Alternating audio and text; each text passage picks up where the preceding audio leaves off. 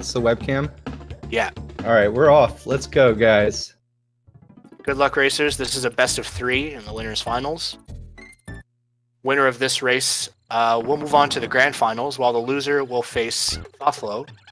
The winner of Faflo and versus Peachy and Nay in the loser semis.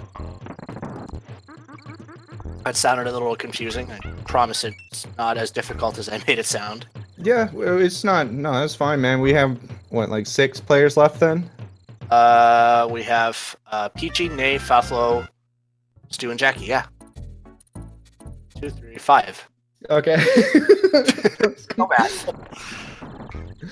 So, well, both runners are right now almost perfectly synced. I think Stu finished level 1 a little bit earlier, but somehow they tied up. So important technique going on throughout this game is called extendo rolls. They can get extra length rolls whenever they run or roll through an enemy. And let's point out the next most obvious extendo so people can see what we're talking about. It's probably easier to see than to talk about, you know. Explaining it is kind of difficult. It's basically you're gonna roll, and then you're gonna store your roll in that roll, and then you're gonna roll again in order to extend your roll. All right, now they go ahead. I was gonna say that's about as quick and easy as I can make it. Yeah, it was pretty good. All right, so watch this. These guys rolling. That roll they just did over that beat was a greater length roll than you normally would be allowed to do in this game. Because of that, they were able to clear that beat using the extendo technique. And if they had failed that technique, their roll would have gone down a little sooner, so they would hit the B. That's right. So you're going to see that a lot to clear more space with rolls than you normally could clear. The thing about rolling in this game is your speed doubles through every enemy that you roll through at a max of 4 enemies, in which your speed is capped. So you're going to want to, if you're going to try to extendo, you want to do it through as many enemies as you can. Now, I want to point out something really important here I just saw. Stu just is being honestly crushing this this fish level here. And because of that, I think... oh, never mind. I spoke too soon. Commentator curse. For the first half of that, before they got on the fish, he took those corners much tighter. And I think it'll be interesting to see if they enter Croctopus at the same time, how that plays out. Yeah, the other really long water level in this game.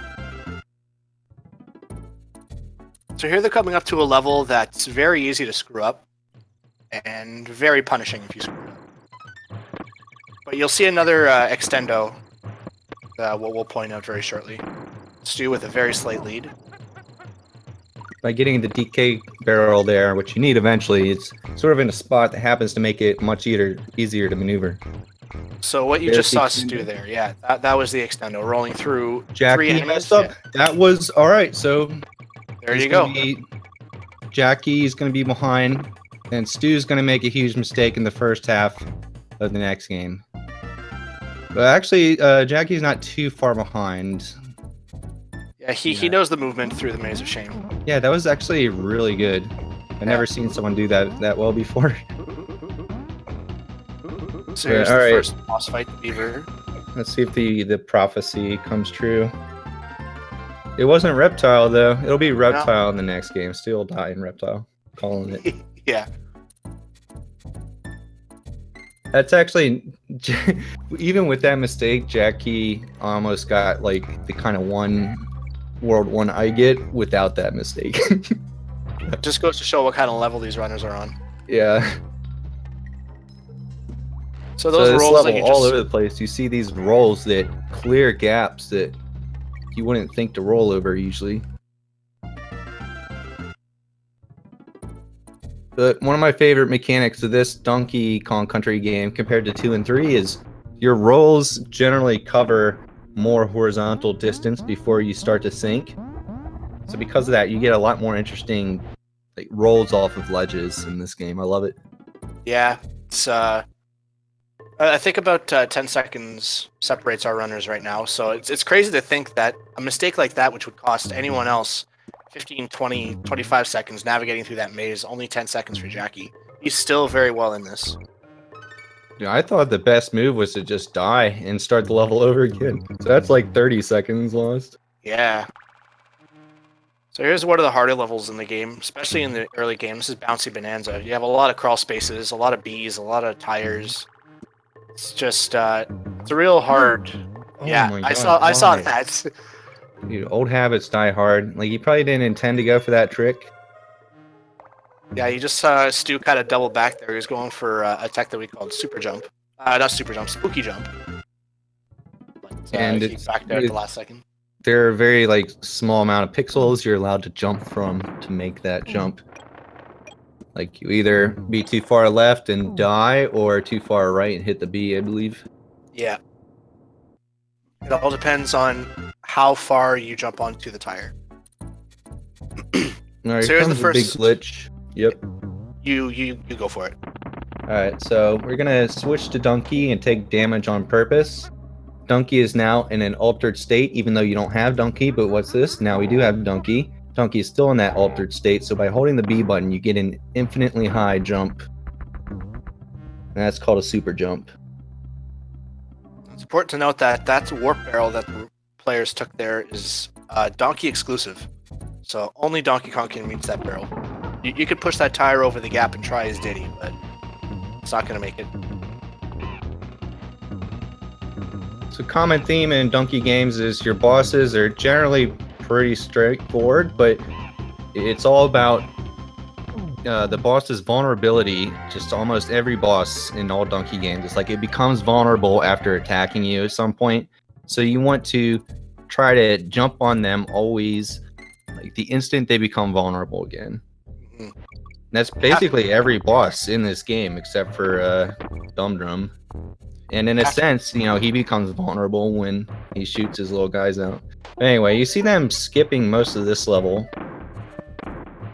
using a warp that only works when you're Donkey Kong and moving quickly through the level.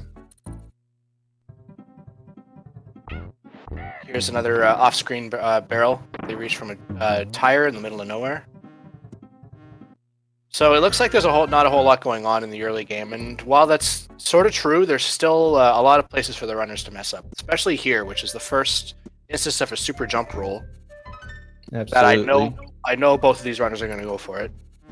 So right now, Stu is putting Donkey, or Diddy actually, in that same altered state that I mentioned earlier. So he has a glitch stored, but he's going to try to do something frame perfect, which he got. So now he has the altered state of rising infinitely as he holds B, and the speed of a roll. Let's see if Jackie gets it. So there you go.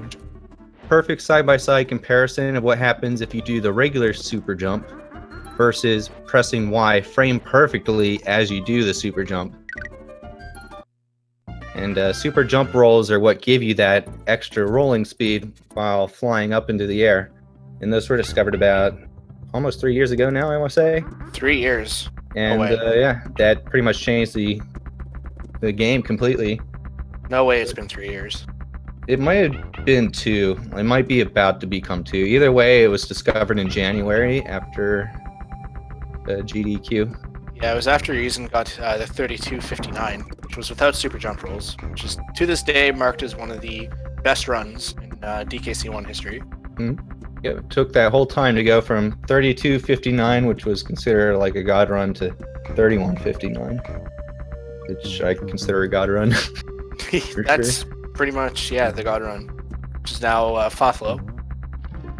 Since Fathlo had a PB with a 59 on it, another new tech was discovered in order to ruin the game, and oh my god! Did what? Stu really just go for that? The rope skip? Dude. Yeah. That was ballsy. Alright. He always does that. He did an extendo that nobody goes for. Yeah, he does that because, what's his reasoning? It's really stupid. He says, he says there's less variables, I think, in order to grab the rope. I'm not sure. Gotcha. Like, there's variants when you can grab the rope and jump off, whereas you just take the barrel, it's consistent. Oh, so he's worried about clipping through the rope then. Must be, or something. I don't know. It's You Stu. got first try map warp, by the way. What map warp is what you see Jackie now setting up for, about 20-30 seconds behind. And he's going to press any button on this corner right here. And he got it first try as well. And what that does is it warps you to the end of the next level that was on the overworld map that he was about to go to anyway. So it's faster to take Funky Kong and go all that way back on the overworld just to get to the end of that particular level as quick as possible. They're both in the water stage, Clam City. This is one of the most underrated difficult water levels because you only get one shot with fish. You lose your fish, it's pretty much over, especially with all these long corridors. Because if your fish goes too far off screen, you can't get him back and he despawns.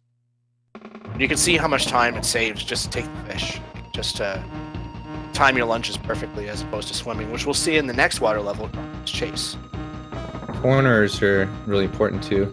Yeah, you'll notice that the Jackie anyway is sort of starting his lunges right on the side of the corners, which gives him a little bit more of a boost. I think I'm actually noticing here, and I'm going to need more evidence, but I get the feeling Stu is a little better at swimming as the Kongs, but Jackie might be better at controlling the fish. Pretty interesting. 1106 World 3 is very good. World 3 exit time. Like both levels, water levels, I've seen them play, kind of had that trend, I think. Jackie better with the fish, Stu better without the fish. Yeah, which makes sense because he plays like glimmers and stuff a lot. Yeah. He took damage though, could not go for the Joe roll in the snow. That's too bad. Will he go for zero roll? Yes, he will. Very nice.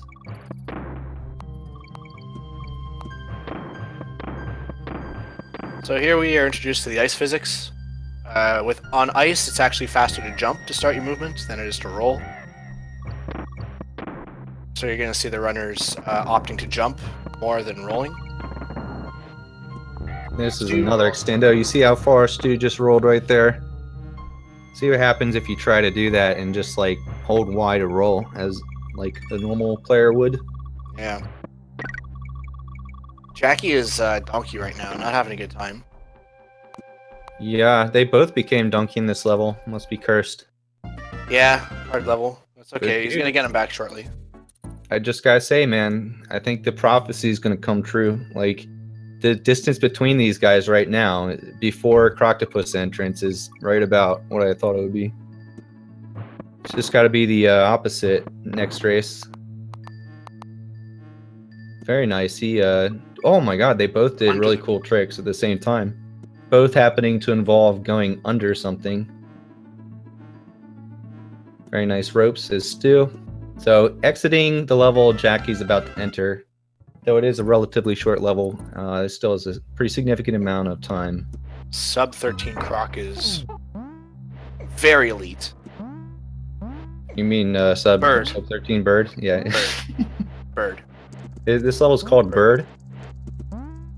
Can't imagine why. Also don't know why birds live here. Do you know any birds that live on like snow mountains? I don't know. Penguins? Oh my. I guess that's what they are, dude. These are all penguins. Technically, they're birds. That's true. Alright, so Stu still, yeah, looks to be 35, 40 seconds about. Let's see, he exits this level at 13:39. I'm just going to call it 13:40 because no math. No math. Entering Croctopus here, so this sort of marks the halfway point of the run. And it's a very long level, longest level, 2.5 minutes or something, a little over 2 minutes. And this is where, like I said, I think my theory, Stu might be a little better at the corners. Look at those corners he cuts. Every corner so far has been beautiful. It's very imperative. Good. Yeah, it's very imperative that you look at that, dude. Look at that. This is actually insane so far. It's imperative that you exiting the level at 14:15 approximately. So that's 35 seconds. Very easy to make up that time. Very easy. This is true. But this is, Jackie's playing Stu here, and Stu is the most consistent frame hitter I think I've ever seen. Mr. Frames over here. Yeah. So he played on emulator for so long, and he got really good at emulator, and he just had like save states for every single frame. He would just like cycle through that like nonstop. That'll do it. Not to mention the entire year he spent playing until 3 or 4 in the morning. Races. This is also true. But dude, oh my god, I think this Croctopus Stu is doing might be the best I've ever seen. He'll be pianoless, yeah. Actually insane. But Usually, let's check out Jackie. I haven't been paying as close attention. Yeah, some pretty tight corners here as well. But oh my god, dude, Stu's just like getting pixel perfect corners. I feel like freaking ridiculous. So Candice is making a very big deal of these corners because honestly, if you were to bonk at any corner at any time, you lose all of your momentum and it can cost you anywhere from frames to seconds. So your movement at water levels is very, very important. And Stu's putting on a clinic here. I'm not sure. Dude, I can't hear the audio, so I don't know if we're going to hear pianos. Alright, it could have been better. That was kind of a mistake there, but almost everything's been amazing this one. Oh, that was good. Yeah, I've heard players in the past say, you don't need to practice Croctopus, you'll get better at it over time just doing runs, which is true, because it's a huge chunk of the run. If you're doing no resets, you're going to play the level a lot. Oh, yeah. Stu, I have zero doubt in my mind that he sat down and he studied every corner in that level. He had to have. There's a reason they call him the degenerate. Everything. There's a reason they call him the degenerate. 3 pianos was what I'm hearing from chat. Yeah, I don't know how you guys count the pianos. Well, every time a note is played, it's 1 piano. So the ding ding ding is 3 pianos. Okay. Stu's about to go for another one of those frame perfect super jump rolls. His intention here is to take damage, putting Diddy into that altered state of jump roll. Now he's going to take damage again. Diddy is still in that state as long as he holds B. He presses Y at a certain time, but he was too early, so nothing happens. Jackie, meanwhile, finishing up one of the most difficult levels, actually, so far in the run. Important to note that Stu did grab another Kong there. Or just probably set up. Oh, he's gonna get it in a boss anyway. But shout outs to losing 11 seconds. Actually, yeah, if Jackie now gets the same trick that Stu just failed, this could bring it back very significantly. Okay, well, Jackie messed up the setup, which is to lure the armadillo over. So, can't go for that trick. Lost less time going for it, though. True.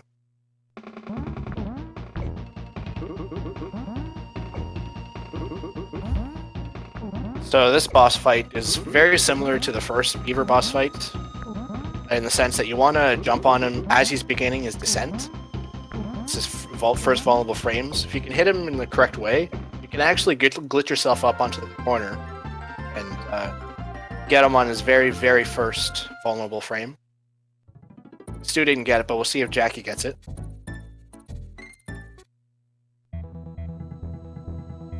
Coming into Oil Drum Alley, another instance of a super jump roll. So yeah, Diddy's in that state. Gets back. He's doing sacrificeless. Doesn't look for the dots. Didn't go for the dots. Didn't go for the dots, man. He didn't. You gotta be kidding me. Do these guys even know how to why? Well, at least he's going through this level the normal way. Very difficult.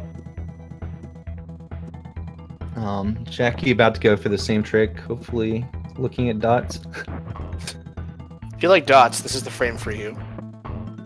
Or at least it's going to try to set it up for another super jump roll. Okay, so neither of them got the trick in this level, which is interesting because it's a very easy level to die in. So it could impact the race. Stu making that ending look easy. Not even grabbing the donkey barrel. Oh, yeah, he did. Never mind. Yeah, you generally want to grab the DK barrel only in races. Just because the flames at the end can kill you. Oh, yes.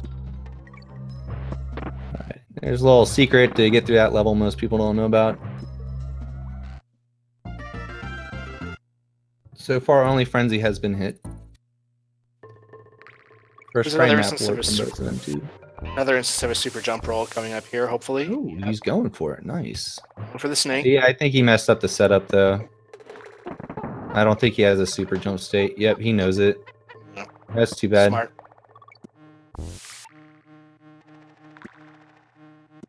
Let's see if Jacky's gonna go for it. There's another instance of a bonus warp on Stu's screen where he's gonna enter and fail a bonus in order to put himself further into the level. As Jacky is now coming into elevator antics, maybe attempting the frame. No. Nope, he's not. Yeah, I wouldn't expect him to. The trick has not caught on very much because people don't realize that it saves like 15 seconds and you can only lose 5 seconds. Note how earlier it was mentioned that the super jump roll and ropey, you can save 9 seconds or lose 11. So it's 9 to 11 versus 15 to 5. Like, I think it's pretty clear which tricks you should be going for. Nice move by Jacky. Somehow taking a little ride on the barrel, the tin can. Just for the lulz. So here they actually manipulate on Jacky's stream. You'll see that he sort of lures the camera forward a little bit to load the elevators in place. Here he keeps them off screen so they can be loaded in a certain order. Skip this one here. Rolling through Kaiselbird. Good job. The water level that Stu is on is definitely the hardest water level in the run. And the last one, thankfully.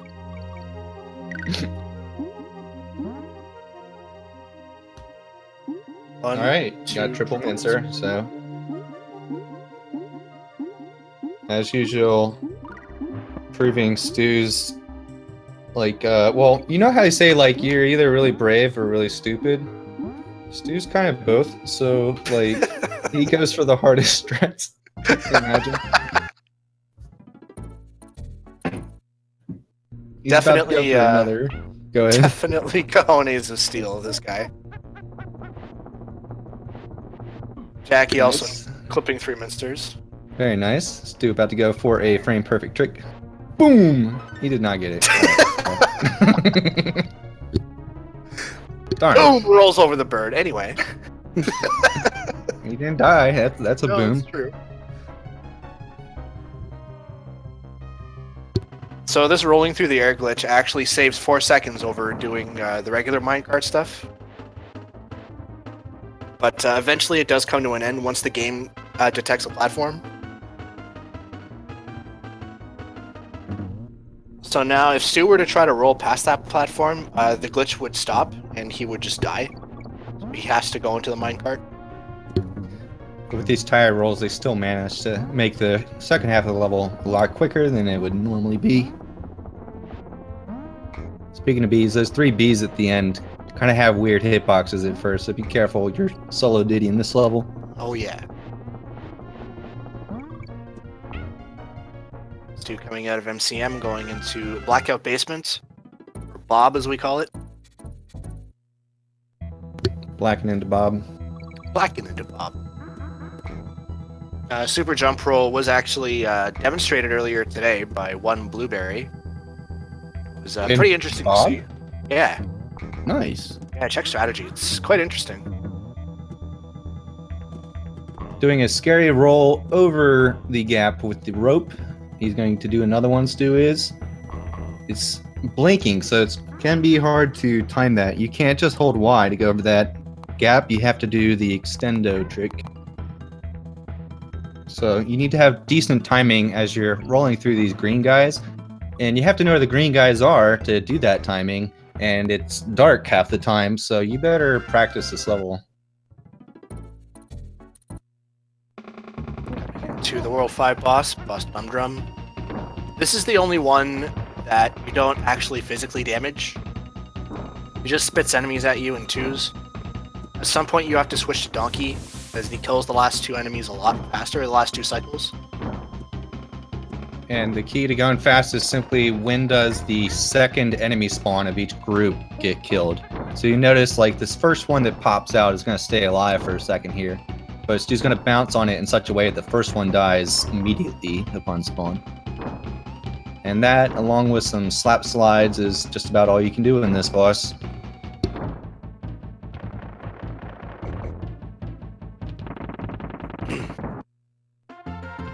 Stu finishing up World 5, coming into the Lottery World, or the one that's most full of frames that can actually dictate this run. Stu misses this frame and Jacky gets it, it's a completely different race. He's going to have two chances here to get two different frames. One of them is going to be off a Kremling, which I believe he is going to go for, if I know Stu. Or another one will be off a bird shortly after. Excuse me. So, yeah. Yeah, this level's very intense. Important to note that you're going to try to not kill any enemies at all, as it does lag the game just a little bit. Just a little bit. Enough that Stu notices. Ah, okay. Yeah, I never noticed that. So here it comes. Stu's probably going to be going for Kremtut. I didn't No, think he's so. not. Yeah. Instead, he's going to be going for Bird He's Tut. actually, I've been noticing Stu has been actually choosing to do what I would consider the smarter, more consistent route in certain situations. Like there, he knows he's ahead. If he dies, he'll be behind, so that's kind of how I look at it. And with his confidence, he probably thinks he'll get Bird. Jacky going for it. Ooh, okay. Just misses Hit it. the frame. So if Jacky hits this frame here, he's going to pull ahead of Stu. What a Odd setup. setup. Oh Whoa! my goodness. All right. It is a race, folks. This is what we're talking about. Yeah, No. this is a very close race now. Just look at the speed difference between these two right now. All Yeah, so because Stu is- Jacky hit a frame perfect trick. Stu's just He is getting- not drunk. Don't worry. He did not forget where to go. You have to actually hover in place there in order to lose height. Doesn't look like it, but you're losing height very slowly. So he's able to cross under the hitbox of those bees. And I should point out that when you're in this jump roll state, bees are the only enemies that can really hurt you. Like, you can touch almost any other enemy in the air in that state and you won't even have a hitbox. But with the bees, different story. Jacky pulls ahead now, coming into Manic Mincers. The only level where we use the Rhino to go fast. We sacrifice him about 3/4 of the way through the level to get over a bit. Yeah. It's not that the Rhino is really that fast compared to rolling along, but the thing is, the speed remains the same as you continue to hold right. And if you were rolling through level, you'd have to pause constantly, I think, to dodge all these mincers. Yeah. But at some point, the Rhino is no longer going to be that useful except to do this. And Do it, cross IWannaBeYourJacky. that gap in one less jump.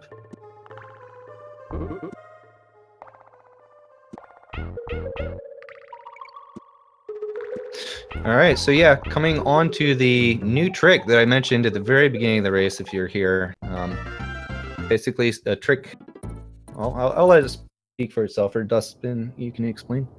So this is called the super jump roll, where we're going to set up a super jump, fall down, and roll through some enemies. And you're going to get the same he speed as got you it. would. Oh, for sure. Beautiful. Alright. For it. I would Good expect them job. both to get this. Whoa!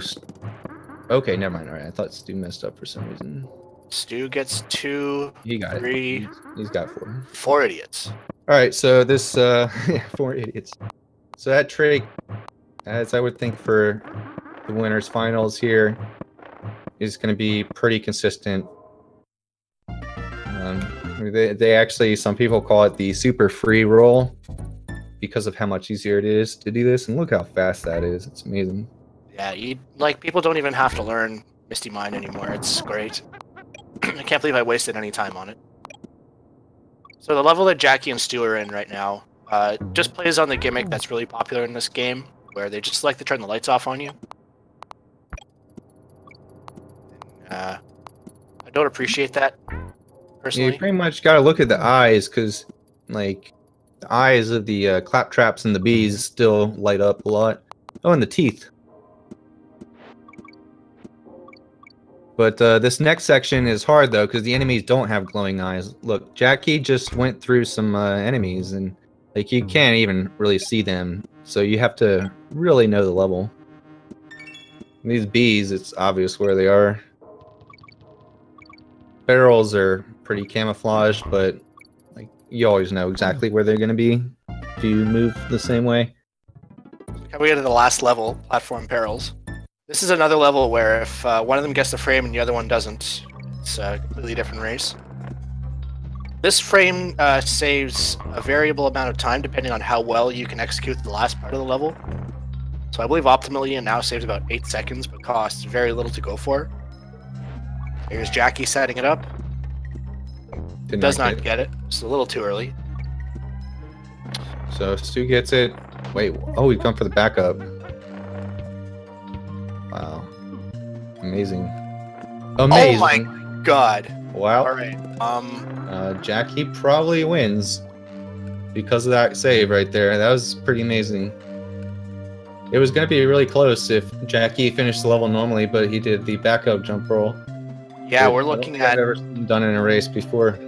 Seconds. Oh, that wiggle cost a little bit of time. Oh yeah, you have to do that. Okay, good extendo at the end to save it. So we're looking at, what, 3 or 4 seconds? Very good for the first race. Yeah. I mean, it's enough though. I don't think this is going to change. So as common with DKC games, the birds are the bird bosses, I should say, are major sources of RNG. Basically, whether the bird's going to give you a high spawn or a low spawn, cost or save you time. Jackie is out with a 31-12. That's going to leave him with a 33-13. What is 1 second apart? For just going by timer, I saw 113. You had just said 31-12. So we are. If either of them gets hit by a K roll, and I pretty much rule that out. Knock on wood. That could make the difference. So don't get hit, Jackie. That'd be my advice. Yeah. Yeah, and of course he's going for the maniacal crownless strats. Yep.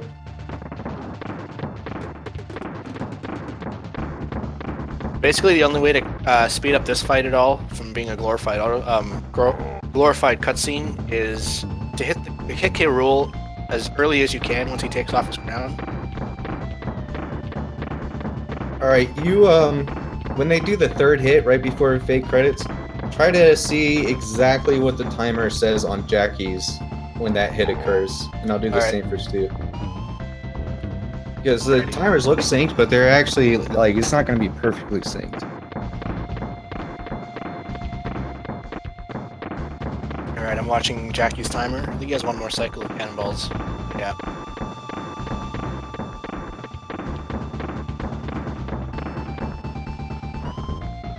So 32-40?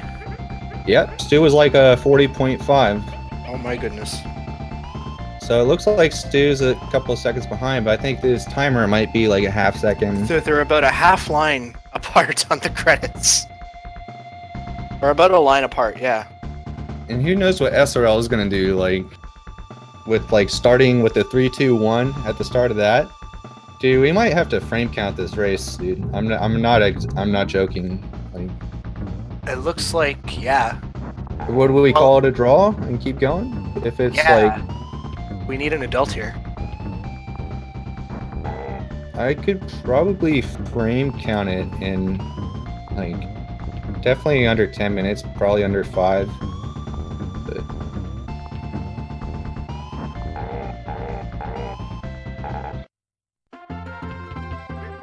Well, according to this, we have Jackie at 33-35 and Stu at 33-36, but SRL says they both got 33-37.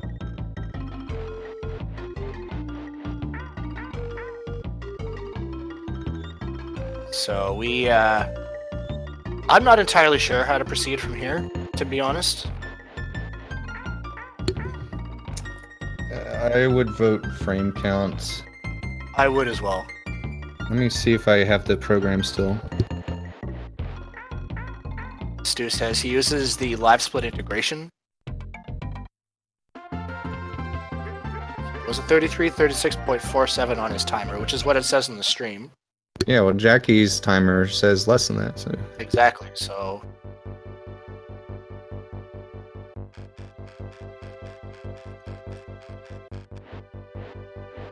I think the, ultimately, I think Neo has the final say here, if he's around. but also the runner's opinion. Like if they both are willing to just accept a draw, or maybe just a rematch. But yeah, I do see. I see how I can get the video to frame count from this stream. Does this work? No, I can only get past broadcasts.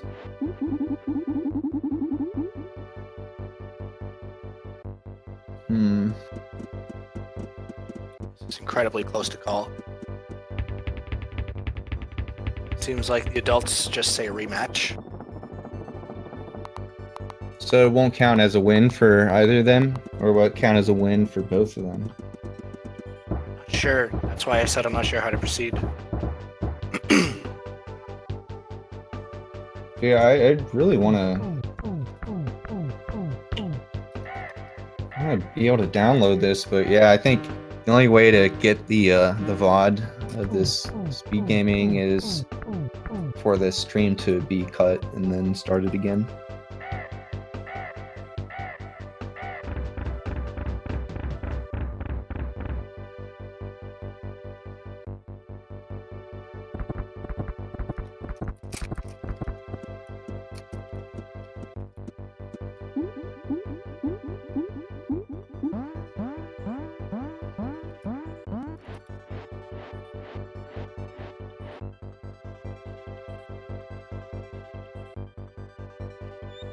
Try to sort things out in the SRL channel here.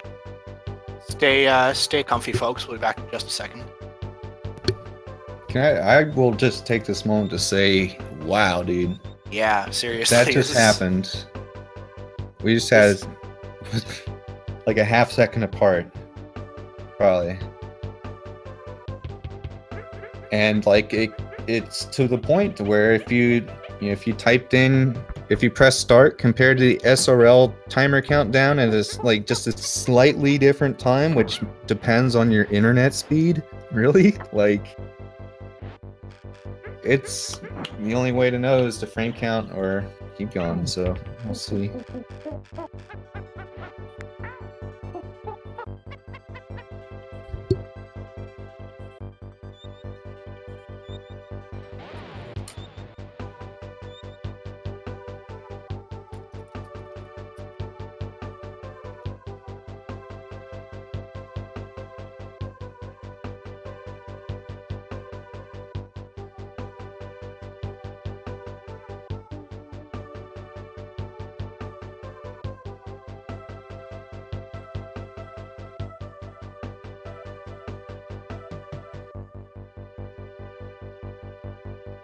If you're just joining us, we had two very, very, very close races, or one very close race, I should say. Try to figure out how to proceed here.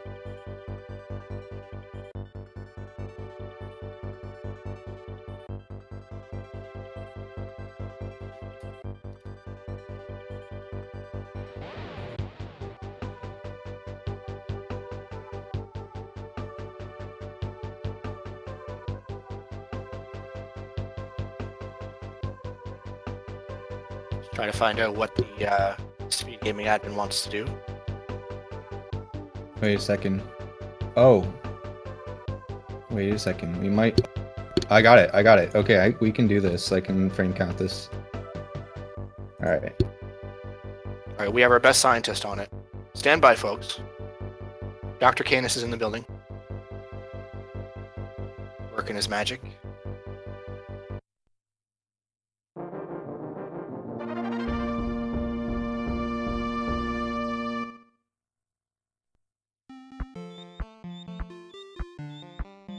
But yeah, I don't know if you guys, like, I feel like we need like a witness as well. To, like, ensure no bias. Which obviously I wouldn't do, but you know. Better safe than sorry.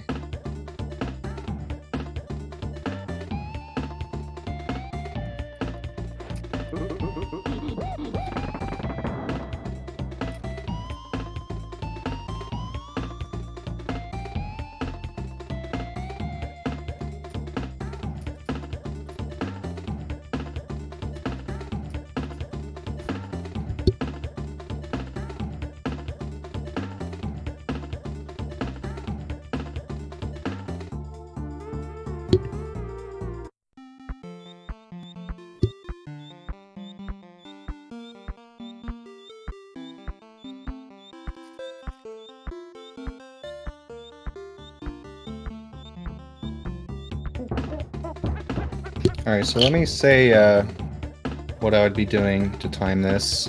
I'm going to find the frame for both runners independently. What is the first frame that the screen starts to fade out on the one-player screen? So like the first frame where it's not fully lit up. And then to the first frame where the banana at the end is no longer moving down at all.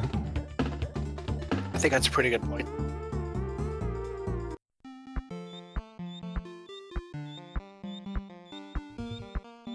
Alright, I just about have the VOD completely downloaded.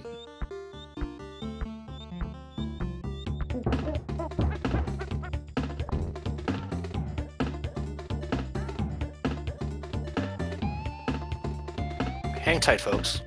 We're almost there.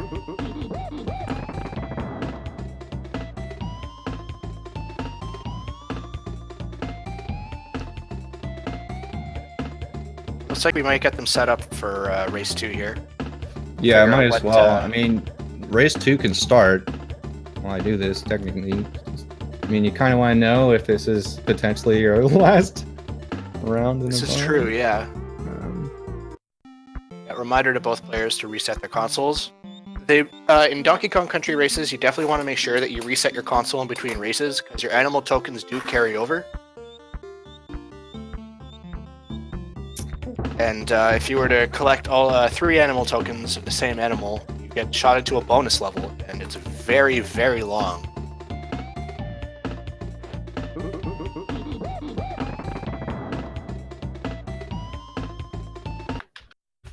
Alright, I have it fully captured now. Isolated around where it starts. So we are actually, I got an update, we are actually going to wait until the frame count is done, because it is going to affect how both players play, I think. To know whether or not Jackie has his back against the wall or Stu has his back against the wall. Definitely going to influence how they play, so I'm absolutely for taking the time to make sure that the proper results are recorded so nobody gets robbed. Okay, I found the first frame for Jackie. This is the first frame that one player is not fully lit up.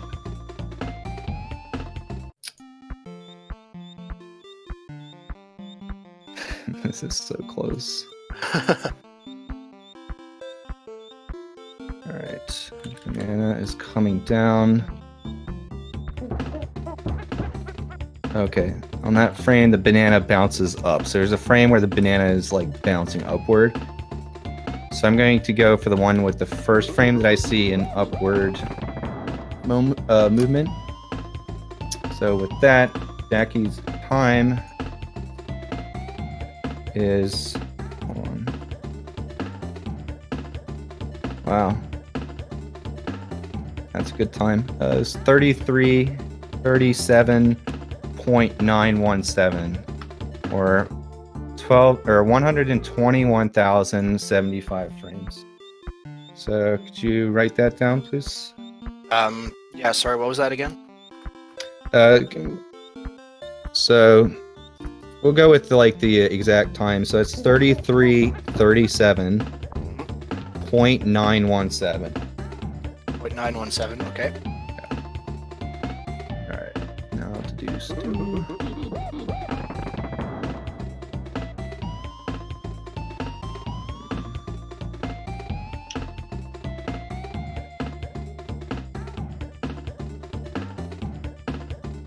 Okay, yeah, I can see on the restream, Stu. Well, they tried to sync it up later. Oh, wait a second. That's gonna matter. Yep. Alright, never mind. This won't work. It won't work? How come? Because at some point, I think they paused the restream to synchronize the race. Oh, jeez. You know what I'm saying? So I would have to get the video for both individual runners on their channel, which, I mean, wouldn't be hard. It just takes more time. Alright.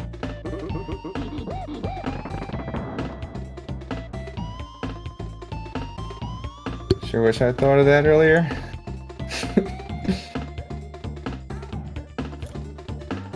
Alright, but So now I'm getting the videos of the runners' actual streams individually.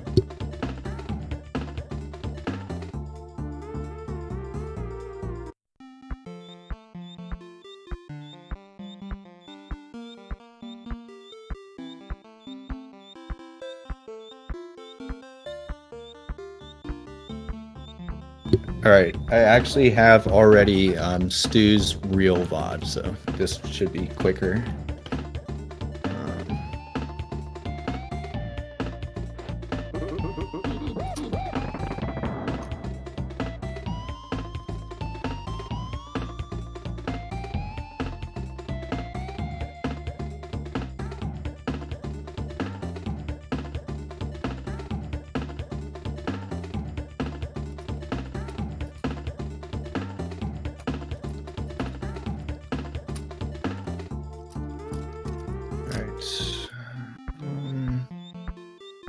Looking for when Stu stops his practice.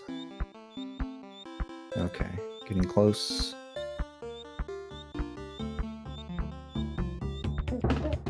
Oh, yeah, he did a whole practice run. Jeez.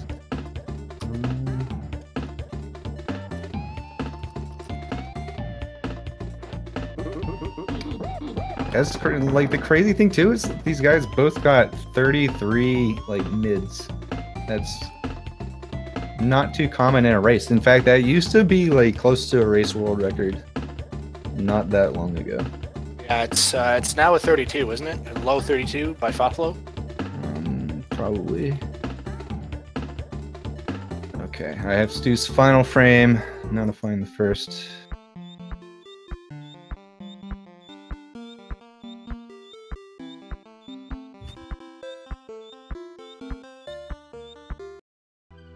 This game is notorious for having tied PBs and tied world records, so I'm not overly surprised. At one point, the world record was split between 3 people. Yeah, that's pretty much when I started getting into this game. Alright, I'm really close to Stu's actual real time.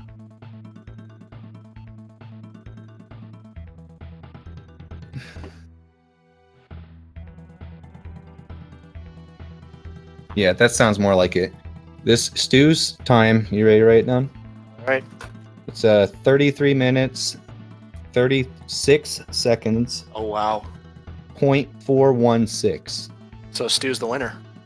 No. Jackie's time doesn't count yet. Oh. Because like I said, the time I did for him was like his stream might have had a pause on it in the restream. Right. So I almost have the true final frame for Jackie. So that's the last one. Thanks for staying patient with us, folks. We will know in very, very short amount of time.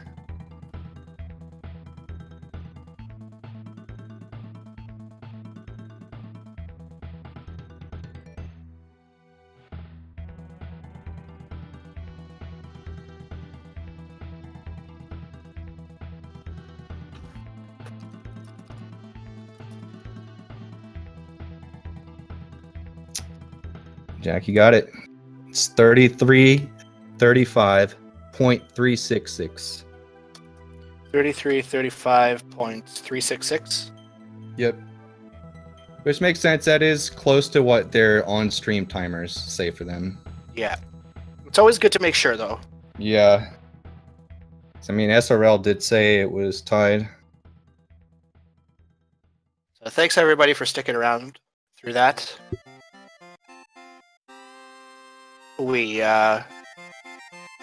I'm glad that we were able to, oh, what is this? What's happening here? Jackie's not, there we go, okay. What? Stu's not the winner either. Help. Okay, 1-0, okay, we got it. Thank you, Speed Gaming.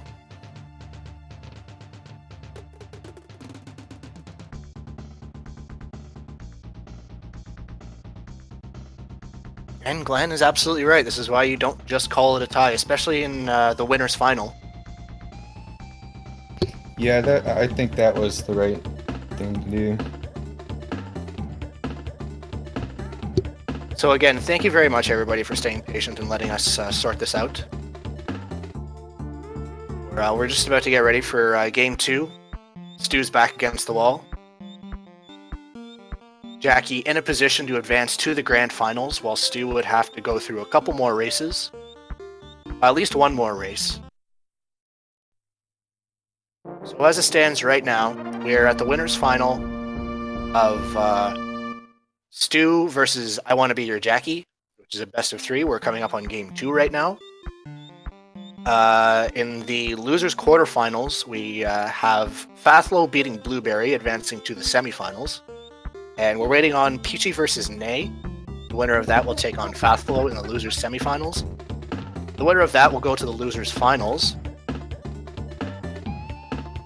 Yeah. And losers final winner will go up to the grand finals to face either Stu or Jackie. So this could very well be a rematch in the grand finals.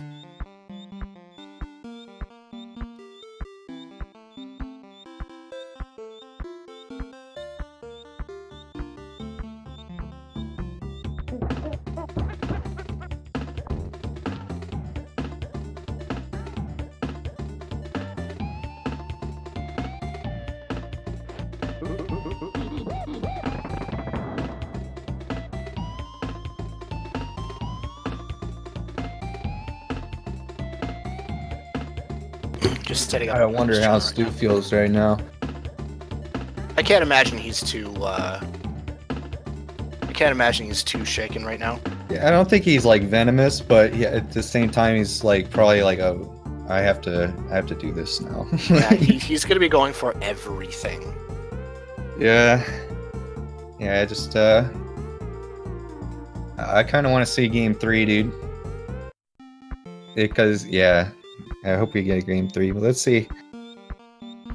Yeah, it could be over for Stu, or we could go on to a Game 3. We don't know.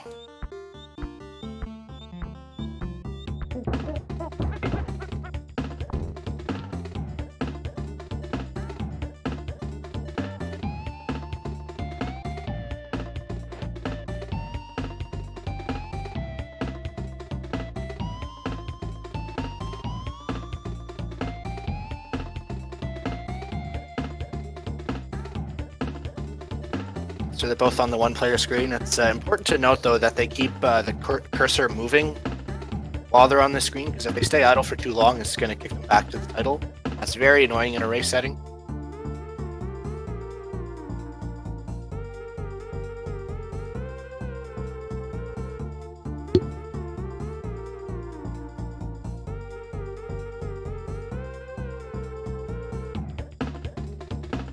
All right, here we go, guys.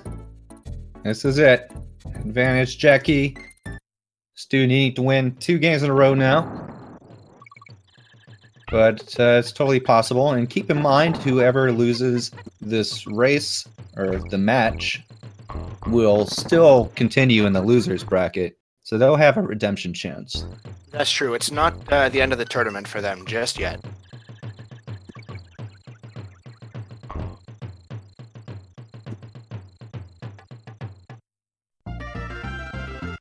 Coming out of 1-1 into 1-2.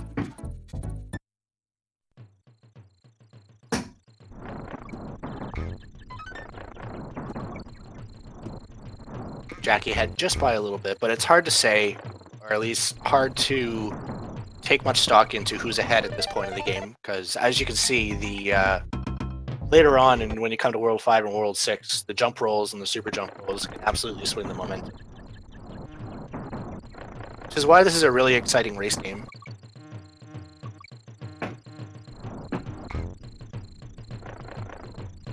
So if you're just joining us, this is the Game 2 of the Best of 3 in the Winners Finals for the Donkey Kong Country All Stages Tournament 2018. I am Dustpan2112, joined by Mike Canis. We're watching Jackie on the left, who won Game 1 by a hair, going up against Stu on the right, lost by a hair.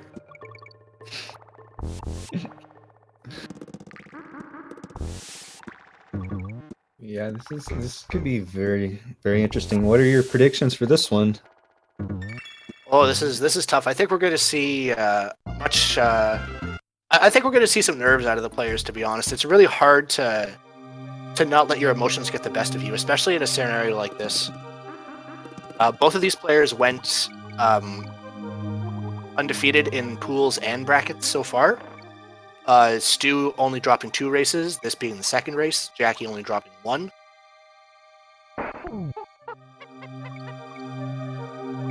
Both of them mounting the fish. And now, basically tied with a little bonk from Jackie.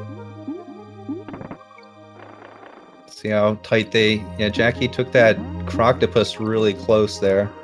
Hitbox came super close just to try to optimize that corner.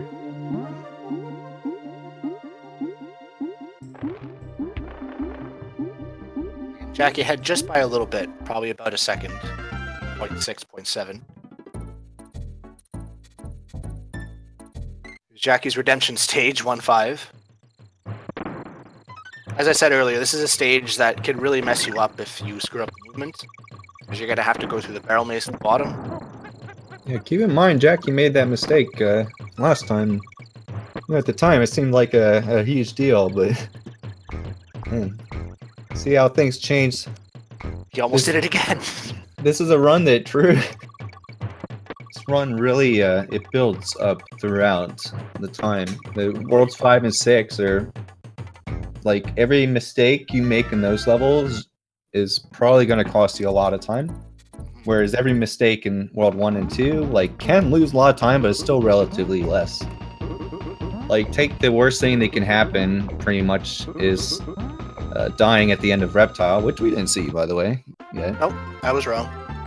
But, it still can happen, But, it's a common death because those last couple of jumps are pretty tight. But because that's a World 1 level, it's like 30 seconds long. If you die in, you know, mincers, for example, you're probably going to lose more than that if you don't grab midway. Just because it's a longer level. Same with Loopy.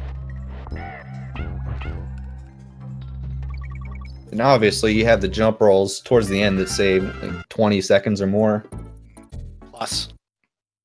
So when I first learned these speed games, this little piece of information really blew my mind. I didn't know you could skip the minecart.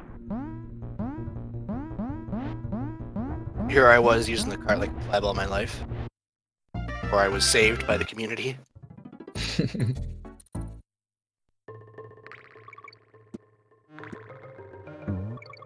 Already doing some tire rolls towards the beginning here.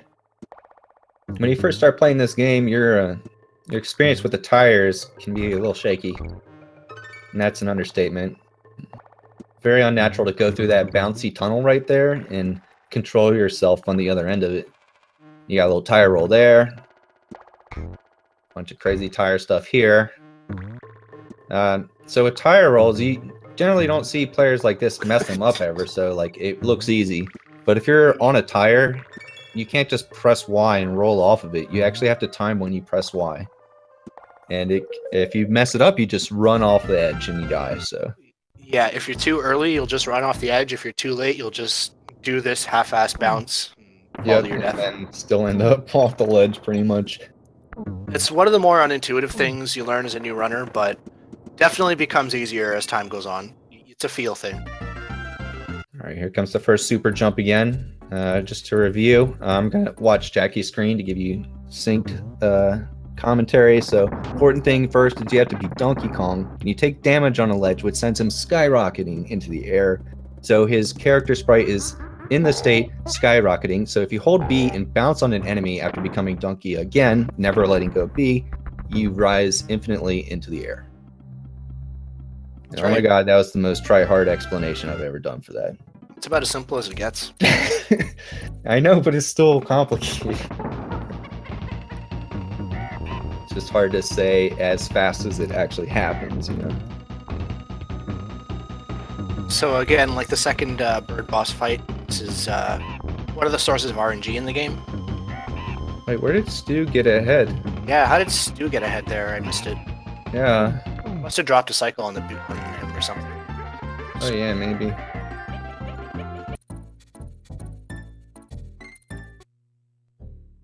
So Stu very slightly in the lead. Oof. Okay, Jackie had a stumble as Donkey, which could matter because this warp here does not spawn if you're a little too slow at the beginning. Fortunately, the rest of the movement was normal, so... See, chat is confirming that we were in fact not paying attention. Jackie missed a hit. Nice. Confirmed by 1, 2, 3, 4, 5 different people. I don't know, man. I think we need more witnesses here. Yeah. Does anybody know what happened to Jackie? Anybody at all? Help us out. So coming on to the first instance of a super jump roll. Not to be confused with the super jump roll. This is just a super jump. Sorry, a super jump roll.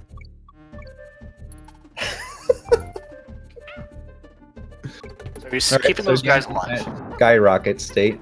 I guess that's what it's called now. Stu's gonna try to bounce to get the skyrocket state to combine with the Y press. And Jackie! No! Jackie, no! No! No, dude, no! So that could have been saved, but wow. I guess he kind of panicked. These are the nerves that happen, you know. You just kind of forget what to do sometimes. Yeah, I'm not even going to try to explain what just happened, but let's just say Jackie almost got the same trick as Stu, but he had to do a backup strat that's it requires some quick thinking and a slight change in mechanics. It just was not quite fast enough with the reaction, I think. Stu doing the YOLO rolls underneath the millstones. Yep, save frames, but it saved frames, so... So I want to see if he gets the full extendo at the end this time. No, he's not going for the extendo. He just does the rope skip so he can, it's more consistent with the barrel. Oh, so he intends to just end up in the barrel. Yeah, okay. Yeah, there's one less variable of how long you hang onto the rope. Oh, okay, so that's why I thought it was a crazy strat. It's actually not crazy.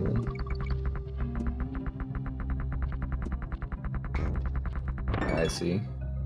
Yeah, it removes the element of getting off of the rope. So if you press B too early, you kind of just stumble on the rope and lose however long it takes to bring your thumb up and down again. Right.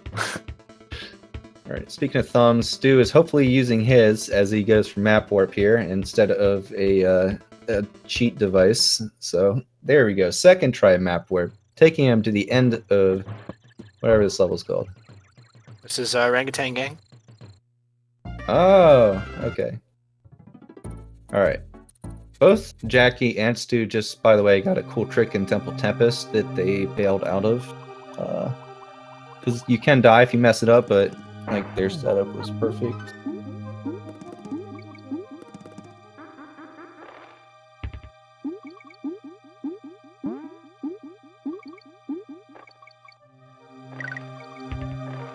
Game 3 is a pretty solid shot, man. Does. Anything can happen, though. It's only World 3. Alright, I'm trying to find I don't know if you've been watching the timer, but I'll see when Stu exits Clam City here. That was 10:27. So going into the B fight. A little over a level behind. Yeah, it's a pretty long level too. I think. It feels long. Water's boring. This B is fairly scripted. If you're always in the same position, you can predict where his cycle is going to end. You can just smash the barrel in her face, I should say. It's Queen B, not wrong game.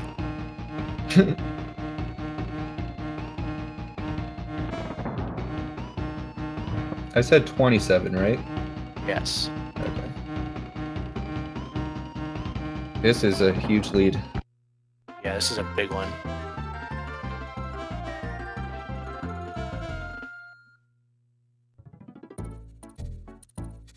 Got about a minute. 52 seconds, dude. Yeah. Okay. That's a creme tut.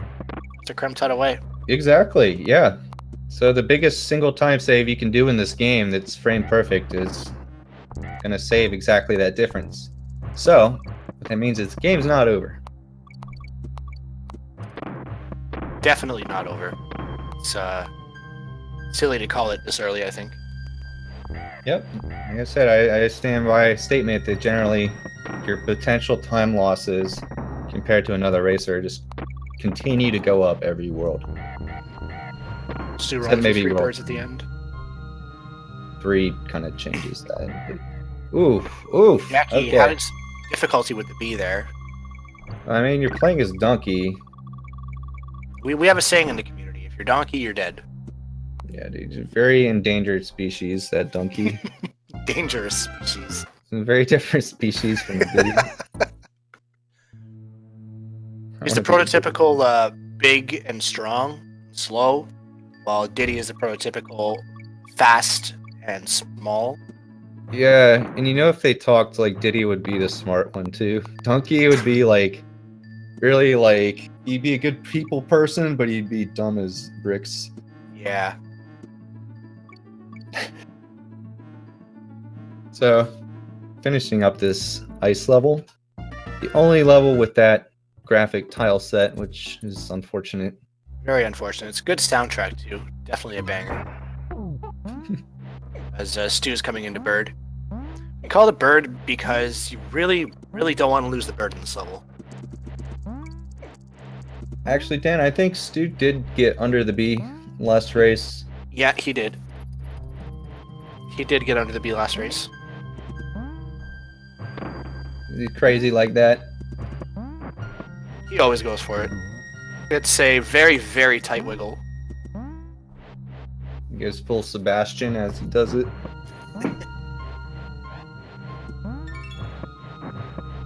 Everything's faster when you can master under the B. Okay, I was scared for a second. That joke didn't make sense. I was like, come on, man. Surely everyone's seen The Little Mermaid. The little what? The Little Mermaid? The movie with Sebastian the lobster who sings that song? I'm unfamiliar with what you're talking about. Okay, quit trolling me. Hey, I caught you. Stu's back cutting corners here. As Jackie's riding the bird.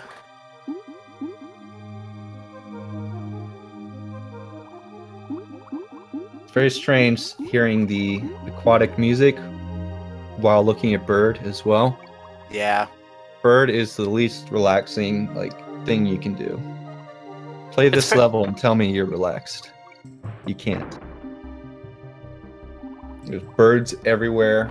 It's too many birds. Too many and birds. If you take damage, you're as good as dead. The level is fairly scripted, as far as movement goes throughout the bird level. There's just pretty good cues to know when you should stop flapping, when you should start flapping. But it's still pretty stressful. So for anyone who looked away and is looking and wondering, oh, how did Jackie catch up so much? Just know that this level is over 2 minutes long. Should be hearing some wah wah wahs right now on Stu's stream. I know my croctopus.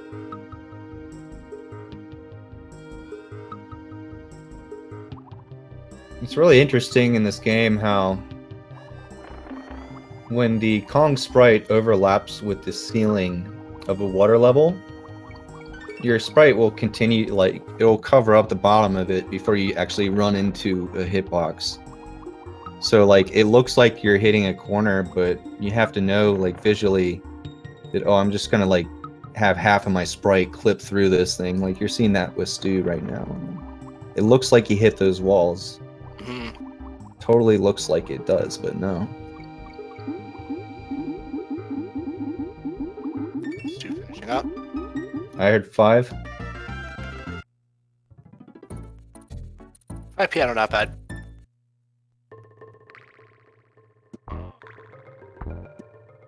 Stu in Torchlight Trouble now, which is definitely where the difficulty of the game ramps up and stays consistently ramped up. Yeah.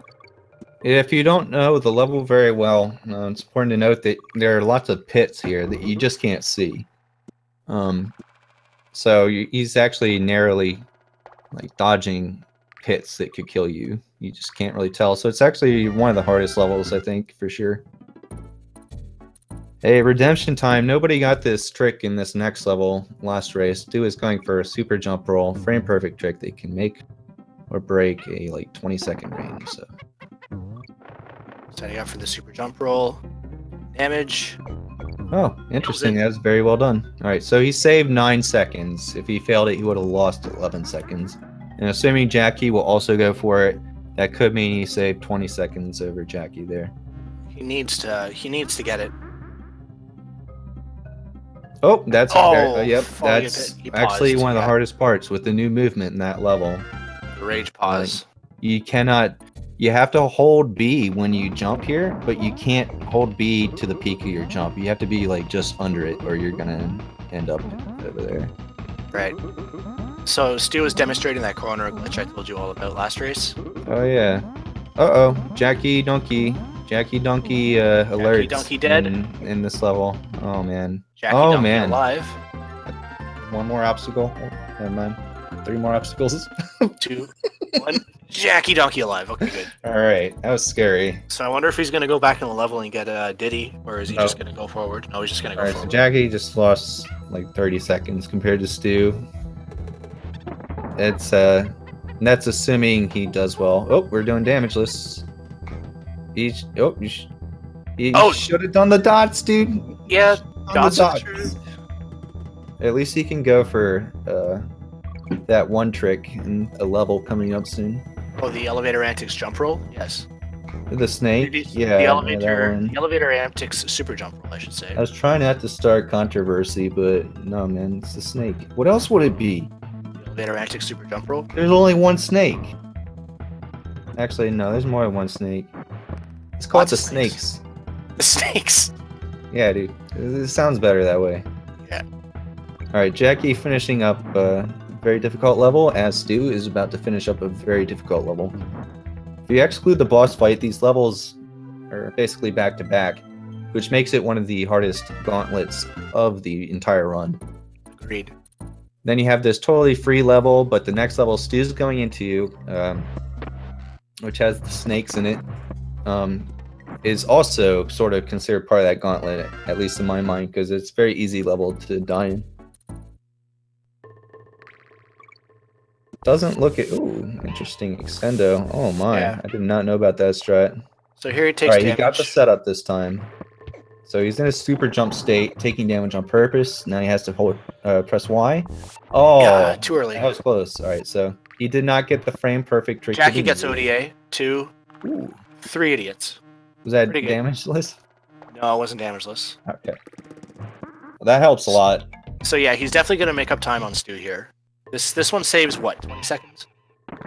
How much? I think it's 20. It saves a lot. Yeah, I can pull it up real quick. Let me see. So here Stu is manipulating the way the elevators spawn, so he can just run and jump along them to his heart's content, especially right here.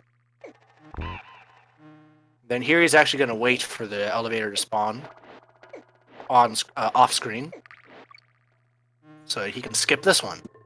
Yay! Yeah, I can't. Coming out as Jackie is just entering. He also saves time on Stu by not going for the super jump roll here. Yeah, Jackie is clawing his way back into this race. Yeah, he's not gonna give Stu an easy time. Definitely feels that way, but is there really any momentum loss from Stu though? Doesn't feel like it. He's missed a couple jump rolls, but it seems like he just keeps going, and like he's been not playing making very mistakes. Very clean run from Stu so far.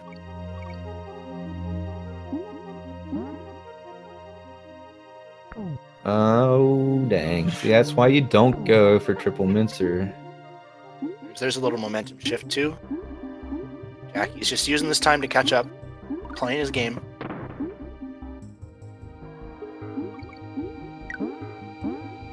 Very interesting.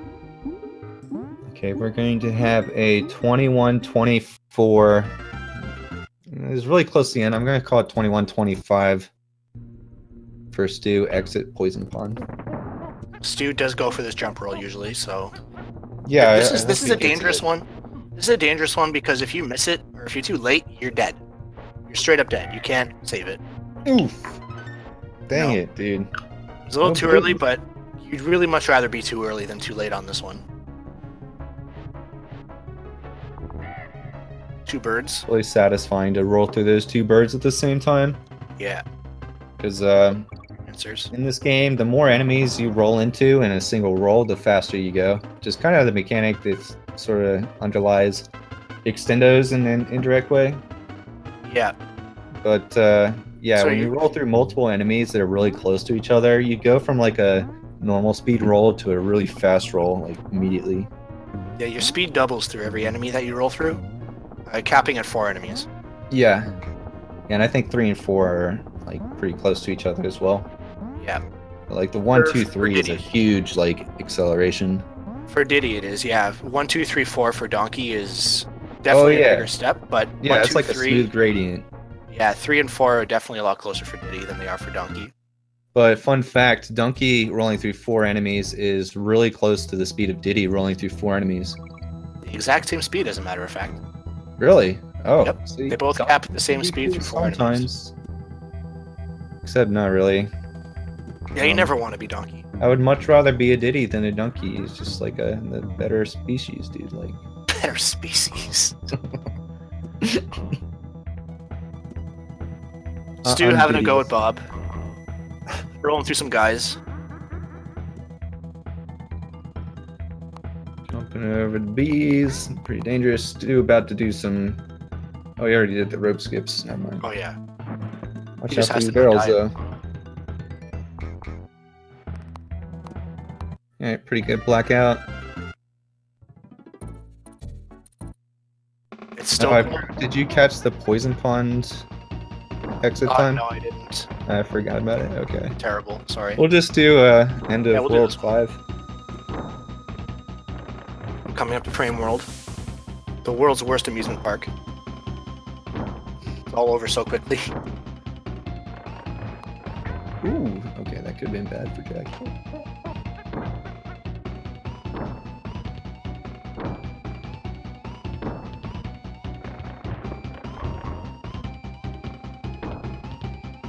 Jackie also having to go through Blackout Basement. You could actually make this a lot easier on yourself if you just turn up the brightness on your TV. 24, 25. And yeah, with even with a little brightness increase, you can see the yellow stripes, which is crucial. It tells you where most of the ledges are, like exactly. So this was the level that separated the two of them before, where Stu did not get either frame, but Jackie got bird cut. Dude, I forget what time I said already. Do you know? 25 or something? 25 seems like it could be it, but like it was a 25 earlier with some other split. It makes me feel like I'm remembering the same one. No, I think it really was 25.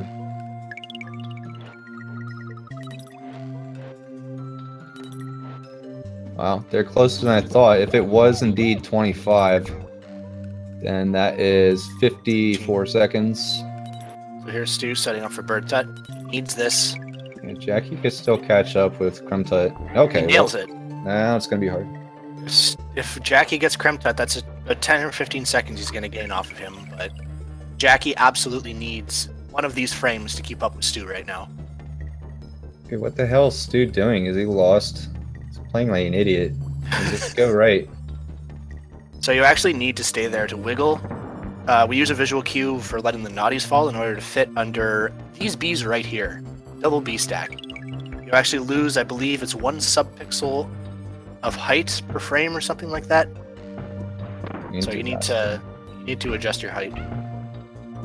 Stu out of Tut. Jackie going for Crumb Tut. Ooh. Ah, too bad. Yeah, it's for fear of overextending there. I think you're less likely to die if you cut your left movement short instead of too late. too late, you can end up dying going for that trick. So right now it's essentially Stu's race to lose. Yeah, the time difference between them now is like a minute and a half, basically. Premature GG's in the chat. Nice.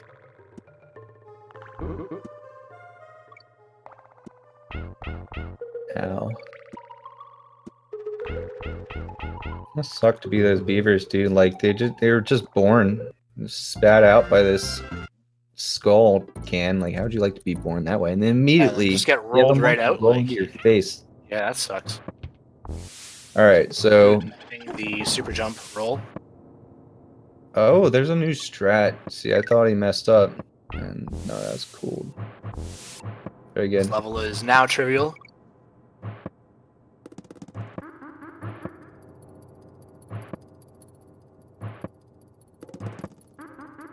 Slow down, Stu, man. Why you gotta go so fast? Can't even see him, and he's so fast, dude. He's faster than the speed of light right now. Literally faster than the speed of light. Oh, wait, there he is. Jackie coming into Manic Mincers as Stu comes into Loopy.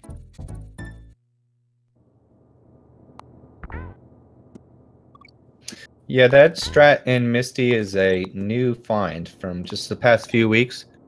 It's basically the same trick that we used to do there, except it used to be a frame perfect trick, which meant very easy to miss. Now it's pretty free if you practice it for a couple hours. And like you can get it almost 100% of the time instead of relying on a frame.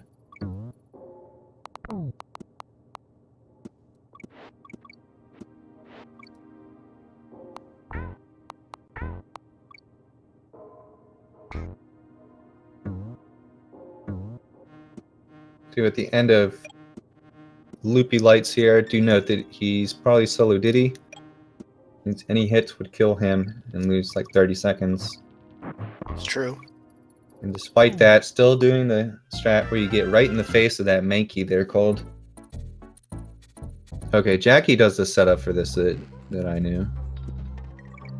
Oh, he only got two idiots that time. Just an idiot, unfortunately. Stu's coming up to the frame. Final frame in the game. Pretty cool if you got that. No. Alright, so you're going to see the most difficult movement in the run. Most likely from Stu here, second half of this level. Far more pit than platform. Yeah, a lot of peril. A lot of platforms. The peril to pit or platform ratio is not optimal for survival. Yeah, I feel like it should be called peril of platforms as opposed to just platform perils, because there's a lot more perils said. Alright. Platforms. What the heck, Stu? What are you doing, man? No gold barrel. Obviously doesn't care about the fans. He just cares about winning the race. What a guy. He tried to do it. He couldn't figure it out, man. Come on, man. You can like super jump roll over every level. You can't get a gold barrel. Doesn't even care about the fans. Alright, this is running into a very interesting match. So we're almost certainly going to have a game 3. Stu having a strong and probably very satisfying redemption for the very intense first race. If anyone missed that, what happened is we had to frame count the first race because it was so close. This is a 32, Stu. 32 5X, I believe. Really? Yep. Oh my goodness. Okay. Probably very low 33 or very high 32, if my math is correct. That's Final amazing. split is what, 224? Very strong redemption for that first race. So Stu lost the first race by 1 second. Oh, it looks like Jackie's now coming into platform perils. Yeah, for Donkey for the second damage. time in this level. Came in as Donkey, I believe, and now Donkey again. It's unfortunate. Well, this will all be a test of mental endurance. Who can come out in game 3 and just be sharp as a nail?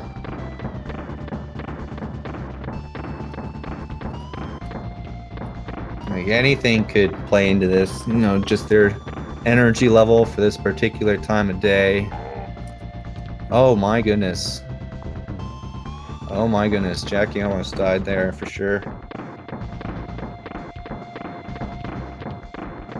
This is the last half of Perils can definitely cause a lot of deaths. That's why we like to call it Perils Infinite. You die an infinite amount of times. Very nice. Very nice. Jackie doing the optimal strats there. Well, actually, second most optimal, but still really, really, really hard. Still on to fake credits now.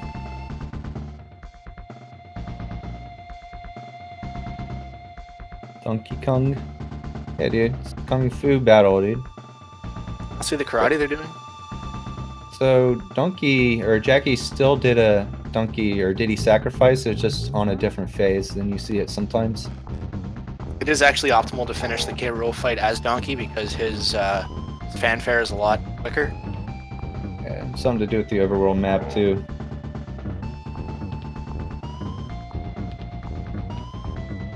Oh, no, yeah, I think it's the fanfare only. Maybe like a hair to the map, but yep, that's a win for Stu. Nice 32. 32.54, 32.55, I believe. SRL says 32.55. That's a dang heckin' nice run. Good time. Oh, yeah, you must be feeling pretty good. So, psychologically, momentum's got to be in Stu's court, but it will be a true test of characters here to see who can clutch it out in the end.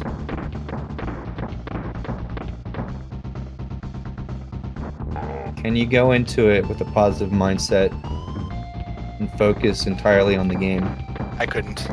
I'd be nervous and yeah, dude, I'd be thinking like, hey, Hart, I need you to not tire yourself out too much because you're gonna die. Definitely not me. I'd definitely be nervous and palms are sweaty, knees weak, arms are heavy, all that stuff. Yeah. Some people can definitely keep their composure during races. And a lot of it has to do with confidence and, you know... Yes, neuroticism.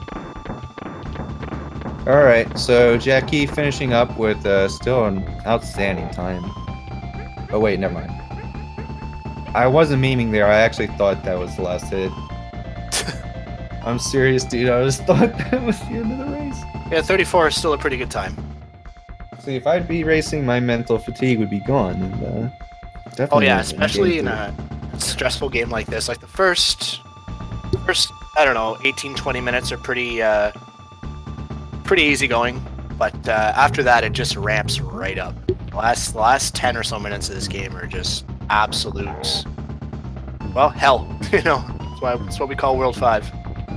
Definitely a big roadblock for early runners. Man. So. Yeah, if we go back to the original predictions, I'm going to say this next game is going to come down to Perils. But I feel like that prophecy was talking about the first game because that was determined by Perils. It's very true. In the most unexpected way imaginable. I hope there's a clip of that somewhere. I'm actually going to be AFK for a second. I'll be right back. Alright guys, I'm going to check if there's a new race channel up. It is more or less going to be up to the runners how long of a break we have between these races. I imagine it wouldn't be more than like 5 minutes, but I imagine they will also want to take a break.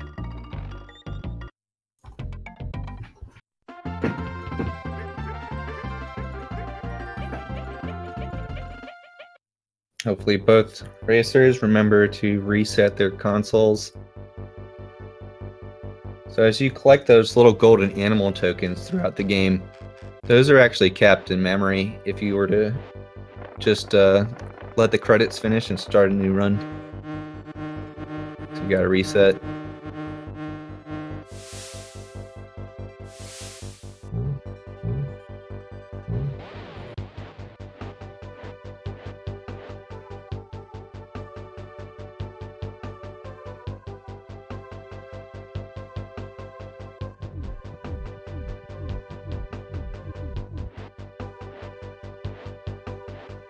just in case anybody's just tuning in, what we have here is now a tie, best 2 out of 3 between these two winner bracket finalists for a tournament that's been going on for quite some time now. Whoever wins this match will play in the championship between themselves and whoever comes out of the losers bracket, and whoever loses this game will have their chance in the losers bracket.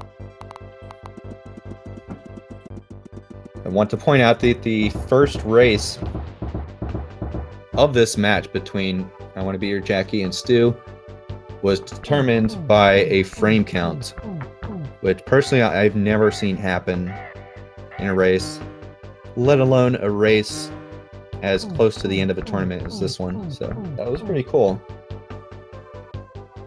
So both of their timers were like, it looked like based just on their individual timers on their stream that Jackie did win by a second, but then SRL and the restream made it look like it was a tie. But we did confirm that the individual runners' timers were actually pretty accurate. So that was really intense. We spent, what, like 10 minutes trying to figure out who actually won that race. I've returned, and yes, you're right, about 10-15 minutes. It was worth it. In order to really make sure that we got the right results and we awarded the correct person the win. Yeah, for sure, dude. Especially in winner's final, you really need to be on top of that. Because this race, these are the races that matter here.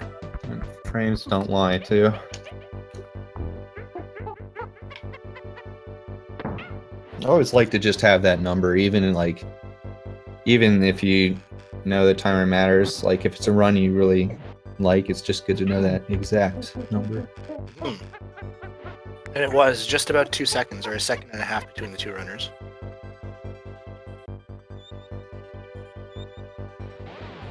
We're just setting up the final race channel now. Both of these racers fighting for their tournament lives right now. I want to point out that neither of them have reset yet.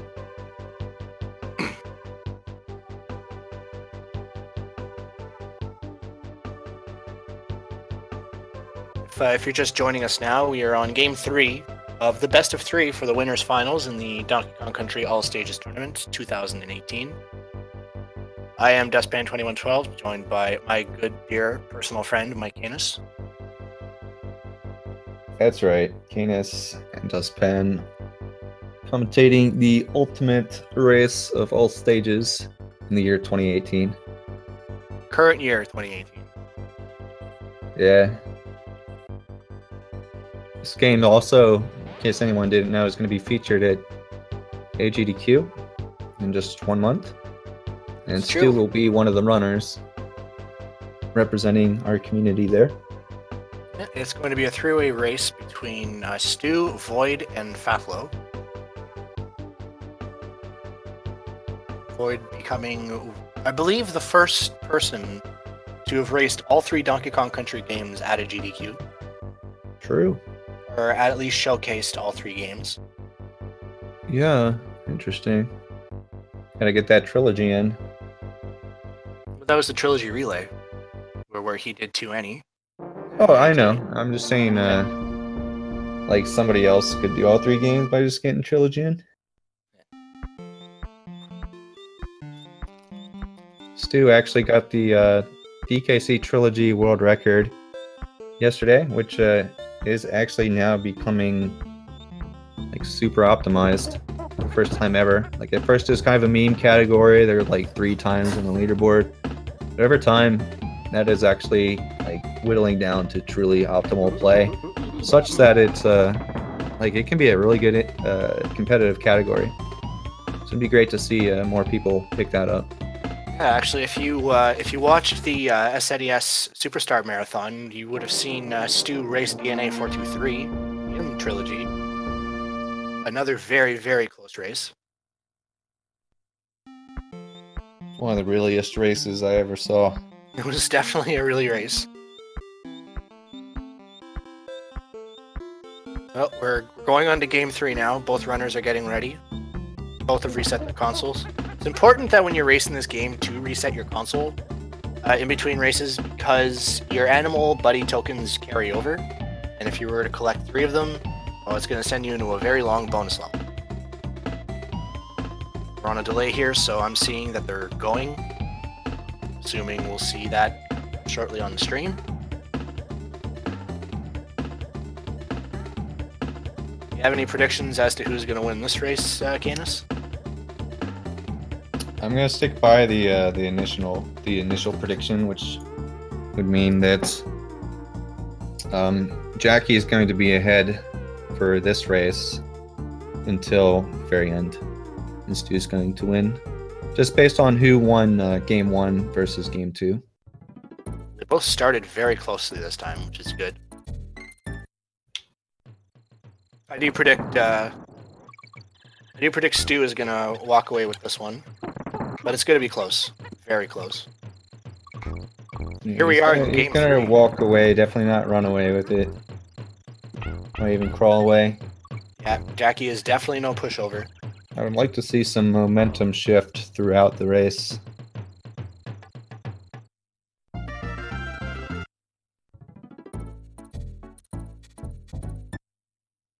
So at the beginning here, we're not really concerned about how close they are. It's going to be a sync for a little while. Here they're coming into a bonus warp.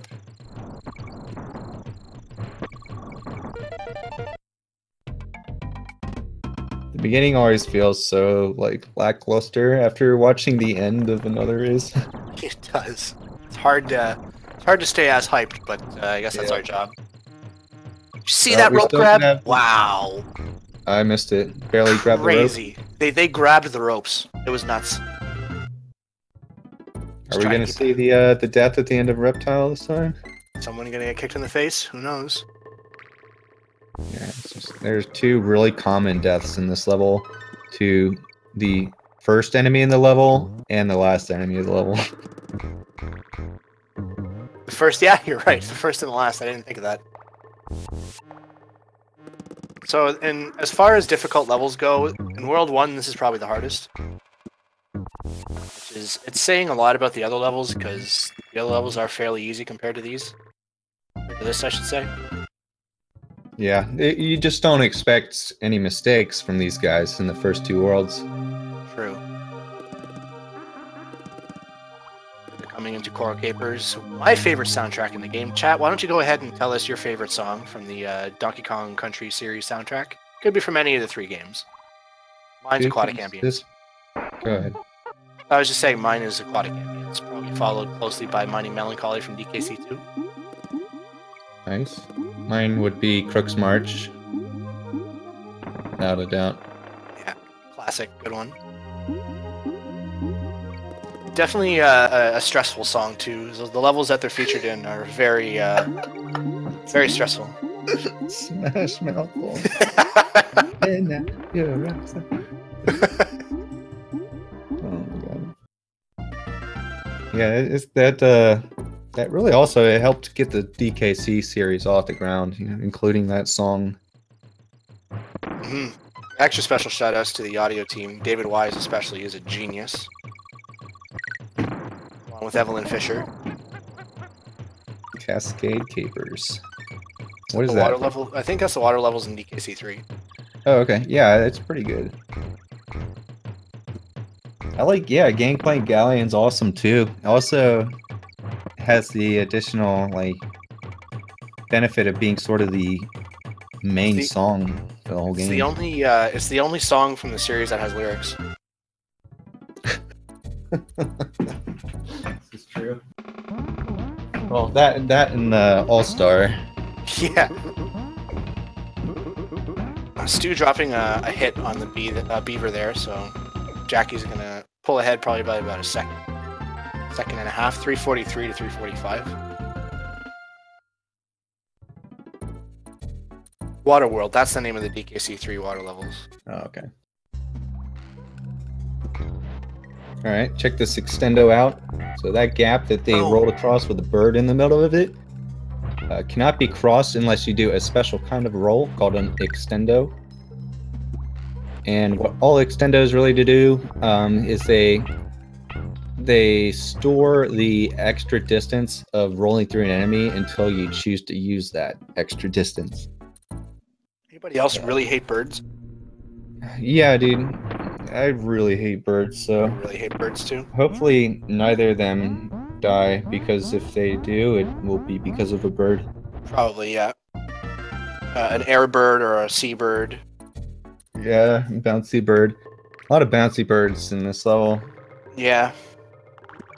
Oh, Jackie having a movement error there at the start, which makes them... Oh, another movement error.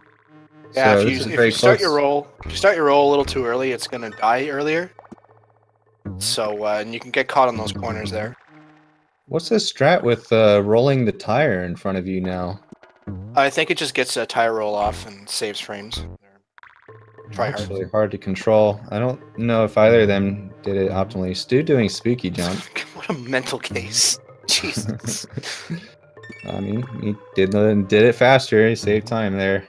Yeah. As we've seen, that could determine the race.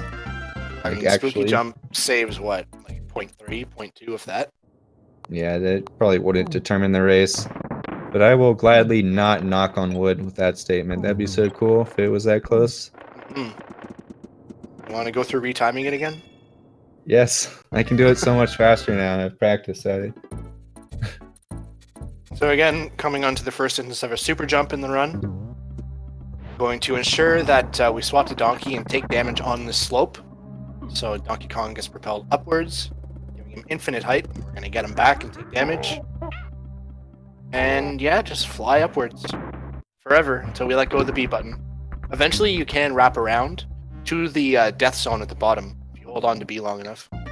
Yeah, that's really cool that you can do that. So we have visual cues to know. You'll enjoy it. You'll have a really good time. For real though, if you are just now seeing this speedrun for the first time, some of the most intimidating looking tricks in this run are actually pretty easy to learn. So I highly recommend trying out a super jump if you've never done a super jump in this game before. Go to our wiki, dkcspeedruns.com, and you'll get really easy access to information on how to do these tricks. Also gives you a good way to get in touch with the community. If you have any questions, hop into the Discord and ask away. We're usually pretty inviting, unless you don't like broccoli. Unless you do like broccoli. Wait. So Jackie finishing up. Yeah. Alright. So, beginning of World 3 starts interesting in that it has two hidden warps make the first two levels really fast. Yeah. But then this next level can take a very long time. It's true. So for the first time, Jackie's actually entering this level before Stu. But Stu's hit it 2 times now. See if we can go for 3.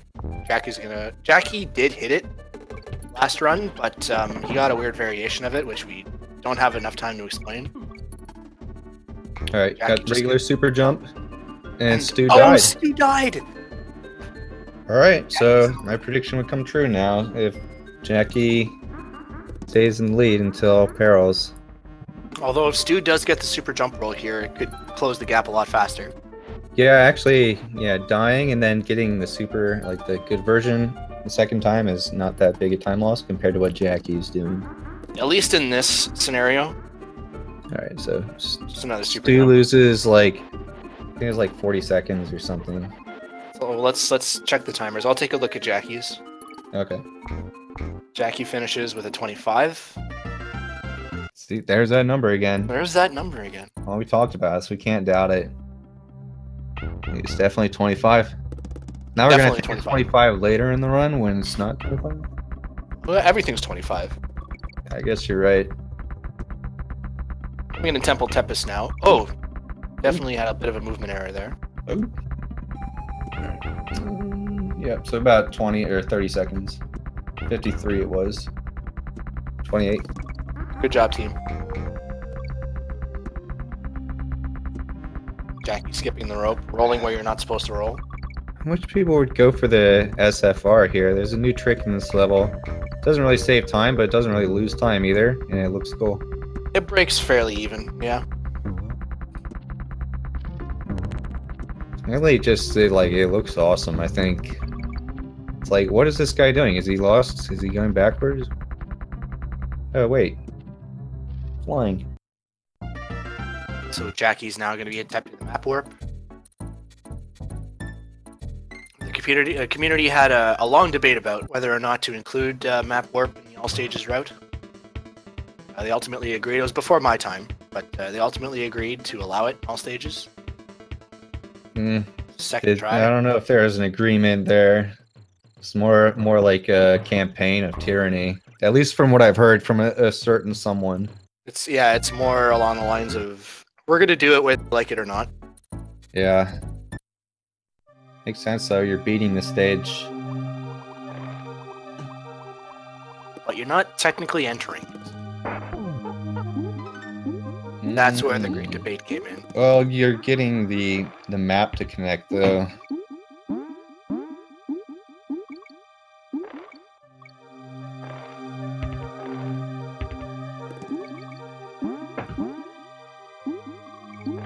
Okay, so half a clam ahead here. Half a clam.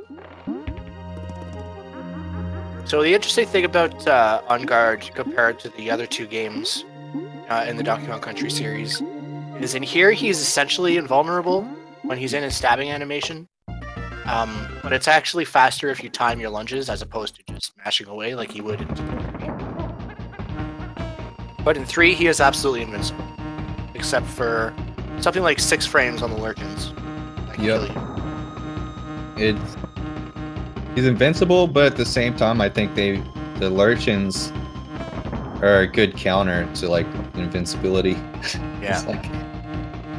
The Lurchins cheat. They cheat harder than On Guard does in DKC 3. Mess with your eyes, dude. Alright. So what are we gonna get here? See when we have a banana drop. 11:29. Not a bad time. Sub 12 should be a thing for Stu. Yeah. Stu is probably not happy at all with that exit time, as Jackie's coming into Snow Barrel Blast 4-1. Joe roll. Now Jackie has gotten hit in this level actually every single. Stu threw the wrong way. Okay, so that's 28 seconds. 28 second spread. Jackie is ahead by about half a level. In the final race. No turn of back. The winners finals. Still not the championship. That will be after losers brackets. But this is a big race. About 2 more races to go in losers brackets before we get to the grand finals. Oh, Stu taking damage trying to do the new Zero roll. Why? Wow, everybody keeps becoming donkey in this level in races lately. I guess Donkey likes the snow. Yeah, what do you do in that situation? Like, you can't really. I guess you just have kind to of boost. Yeah, just roll through some guys and yeah, pretty much just roll through them. One thing I don't know. Go ahead. It's instincts to grab the barrel because, as in the normal route, as Diddy, you're going to do the ledge boost there, the barrel boost, holding onto the barrel, jumping at the corner of the slope. But as Donkey, I think he would just want to run past that barrel and roll through all the naughties. I'm not sure if you can at that extreme of an angle though. But your best bet is. This was definitely the spread in one of the prior races. Although I think it was the opposite, with Stu being this distance ahead.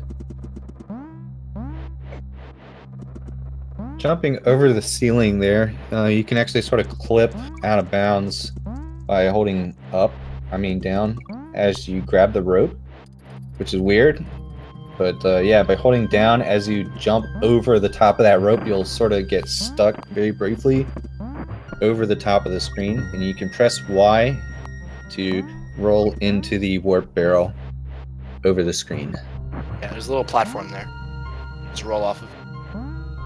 Alternately, you can just swap to Donkey, avoid all that crap and just jump to the barrel from underneath. Alright, here comes our third croctopus chase.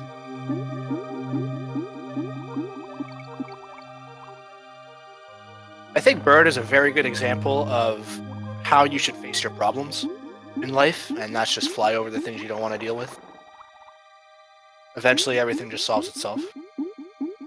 And it's such a perfect metaphor for life, too, because of all the birds. Yeah. The land birds and the air birds. While Jackie's in Croctopus dealing with the water birds. Well, there's not always mountains. Sometimes you're, you know, just swimming under a frozen whatever for a couple minutes. What is this? A lake? It looks more like an ocean, a reef even. It's a lot of coral. You'd think so if it has octopuses, octopi. It's octopuses. Really? No, It's octopi. it's croctopi. Like, I eat your pie, Pardon, octopi? Croctopuses. Sure, I mean, these are an individual species, just like donkeys and ditties. Yeah, These it's are true. the hybrid between crocodiles and octopuses, apparently. I bet you guys didn't put those two together, did you? I didn't until right now. In 3 years I've been running these games. Yeah, dude, there's two species in one. Crazy.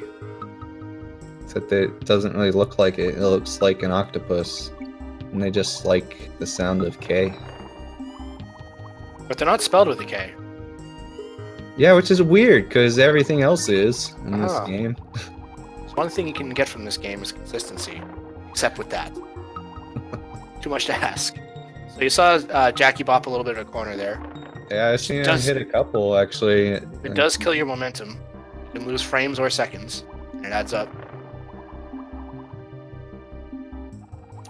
I'm not sure if they know where they are. I don't think they were watching each other in the last 2 races, so they were catching up in the SRL chat at the end of their last couple, so I'm assuming they're not watching. They're just focusing on their own races. I know when you race, you like to watch everybody else and know what's going on. Yeah. But, some people do prefer to just do their own thing. It's motivating. Because even if you're way behind, it, like, tells you, like, how clutch you're gonna have to be, and that's, like, inspiring. Jackie getting the back boost, jumping over the guys. Yeah, pretty clean torchlight. Somebody took damage in the last race. Yeah, Yeah, this is Now looking Jackie's- very different than the first 2 races. Jackie's now going to be attempting the super jump roll. Taking damage, so Storing Diddy flies super upwards. jump. Taking damage on purpose. Again, This that's is the the second setup. time. Again. Yeah, it's a difficult setup. So what you want is for the armadillo on the left to follow you over and damage you. But he will only follow you over if you jump out of your roll at the right time. It's actually a very specific spot where, like, your jump changes your speed in such a way that you're gonna, like, carry the armadillo over with your camera versus not. Stu setting it up. See there, Stu did it right. The armadillo stayed loaded on the left and hit It's him. too fast. Too fast. I'm wondering Yeah, he if did that not was. press Y. Wondering if that was nerves. Hmm. It seemed like he was rushing it a lot there.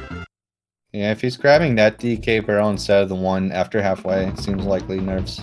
He also didn't do under the B, which he did in the first 2 Well, races. that's not nerves, that's just intelligence. That's just intelligence.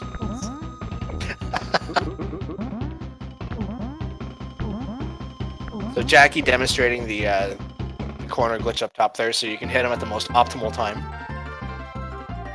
Clean ending there, the RBR. Yeah, RBR is very difficult. The setup is the most difficult part. The frame is not a frame at all. It feels huge.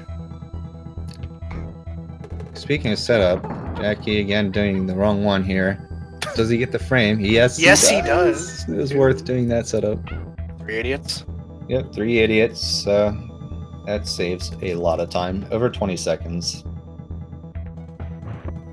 think it's like 24, something like that. Jackie is going to run away with this one. Touch wood, not commentators curse this guy. As Stu is now setting up for the frame. Probably he's not looking at dots, but please. He did again. Oh, he got that though. Only 2 idiots. Oh, 3, wow. 4 idiots. So Stu's he caught up. Amazing, dude. That's insane. Like nobody else could do that backup, I don't think, because nobody else would have learned that. Yeah, it's important to know these backups. Basically, you just want to land and hold down, I think, and you can just roll off the edge. It's the same principle as the SFR. Yeah, but he had no speed until he did his crazy idiot, like idiots being the naughties wiggle.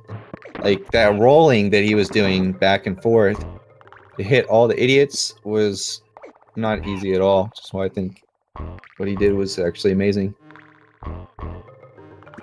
So they're in the same level still. It's not running away with it. I wonder if that was Stu is not going to be able to go for the snakes. Well, that's going to give Jackie a little bit more time to lead, skipping the elevators and rolling through Kaizo Bird. Yeah, that's actually a very hard part. There's a reason we call him Kaizo Bird. Yeah. And not only that, it's like, if you do the right strats, you're going to be solo Diddy there. So if you get touched by anything, you die. And then you throw your hat in anger. Yeah. You don't see it, but it happens off screen.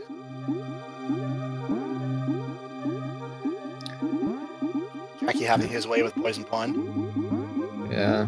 Seeing what appears to be extremely strong end guard control. Yeah, that's one of the first things I pointed out today. Yeah, he knows exactly when to press the button for each lunge. Like, it doesn't look like anything special probably to most people watching, but like, most of you have probably experienced it, but like if you press the button to lunge a little bit too early before it's done animating, you just sit there until you press the button again. You can't mash, so you have to learn how to time it really well. The only way I was able to get it consistently is I figured that you have to repress it later than you think. Yeah, it's better to be too late than too early, that's for sure. Both of them getting triple mincer again. Not a single Mickum jump roll though, this entire triple match here.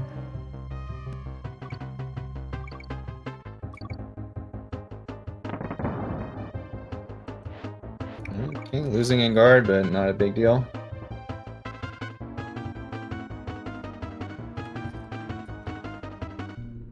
Oh, interesting.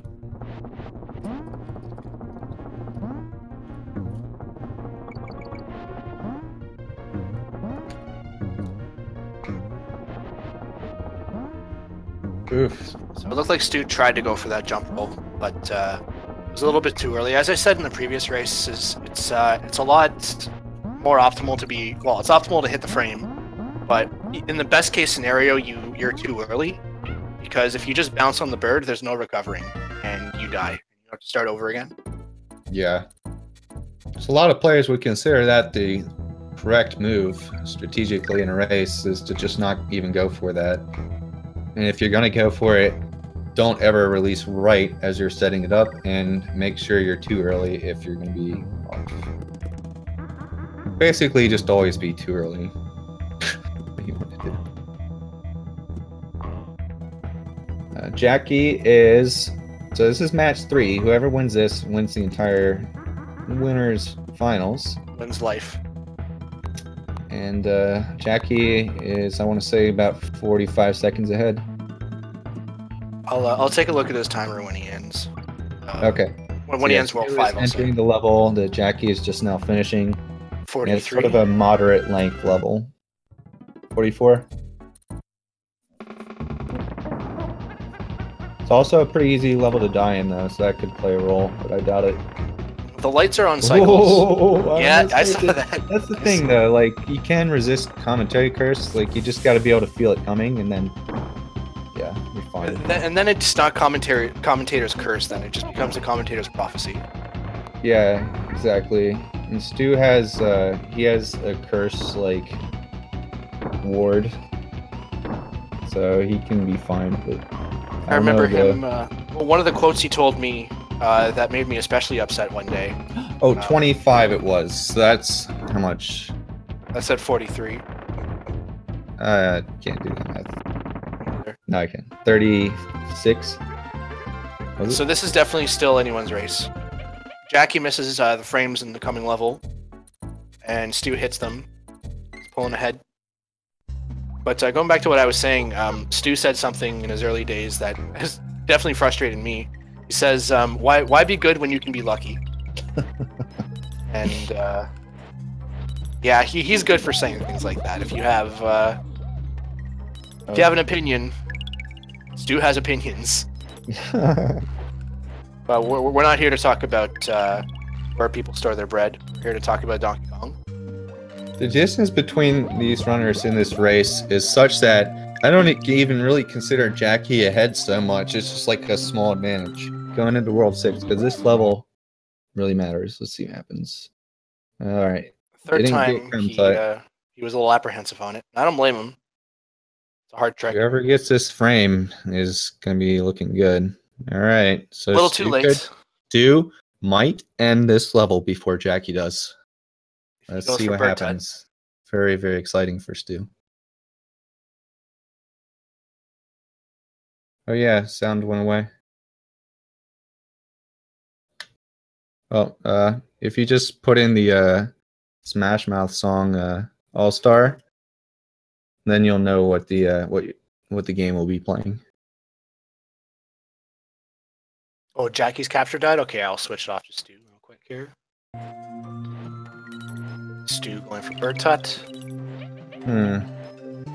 Nails it! He did? He hit it. Oh, my stream froze. Nice. So, basically, Stu is ahead now. Yep. Cool game. Very cool game. He's got lost again, though. He doesn't know how to just go right. And sorry, not Fathlow. Jacky is just passing the B stack, and so is Stu. So Stu is now officially ahead.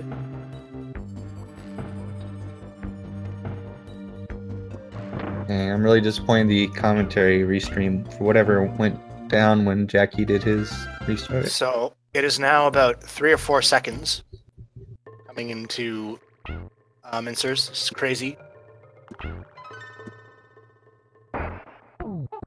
Debated.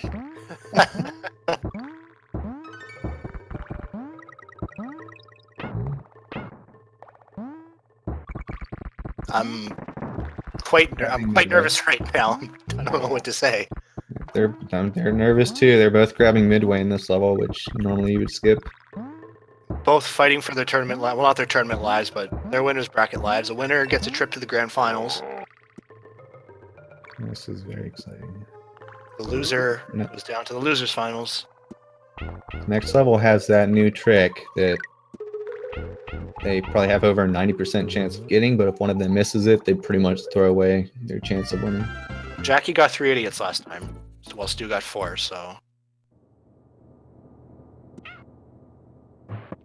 Stu very has close. A faster setup too. Oh, never mind. Not this time. He's trying to be safe, I think. Alright, so grabbing that rope, he's in a super jump state, which is why he falls slowly. Now he's rising. He's trying to roll through as many idiots as he can, and he gets 4 idiots. Yep, 4 idiots. Jacky getting 4 idiots as well. 4 idiots, yep. So that level plays no role in their spread. Fortunately, I don't want to see one of them lose for missing that trick. Well, the next level is probably where we're going to see a little bit of parity. They're both very, very consistent with their movement, but we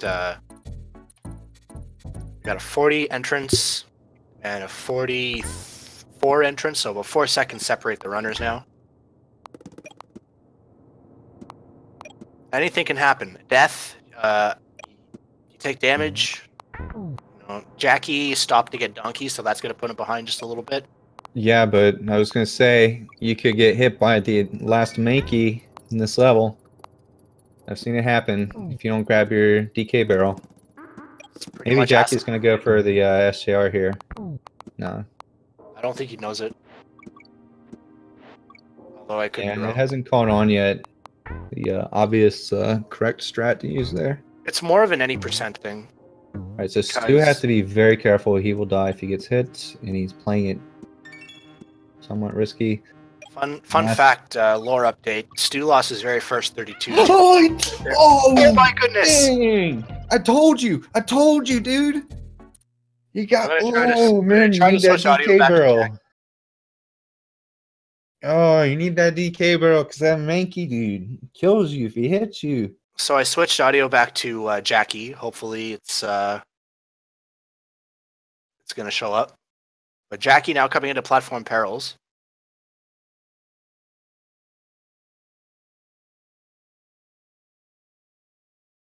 It's tense here. And he gets it. Dude. That's it. Yep, that's pretty much it. So Jackie's audio is still dead. I'm going to swap back to Stu. But wow, what a race! It's not quite over yet, but could very well be. Very, very intense climax there. Yep. And it makes that first game matter so much more even. Stu gets perils just as Jackie is exiting. But it's true, if they're both on K rule, Jackie dies, it's Stu's race. Anything can happen. So it is a little bit premature to be calling GG's, but oh, okay. Stu could be in like loopy lights, and Jackie dying to K roll could still determine it. Yeah, this is very spooky for Jackie because he's got to dodge all these nuts, and so we're looking at another high 33, 33, 40, 33, 50, I think. Tense climax. Good job, kids. Good job. PG-13. Come on. So on to the K rool fight. It's very unlikely that Jackie takes damage, but 1% chance. Yeah. I would say 0.01. So he's playing with fire with those slap slides while K rool is running at him. 1 in 1,000 fights, I think he would die to K rool. I think we've all died to K rool. Wait, that's 1 in 10,000. If every runner at some point has died to a K rool. Oh dang! Oh dang! Oh dang! Oh my god! Jackie needs to be very careful. Dude, he knows it too. The worst commentator curse of all time.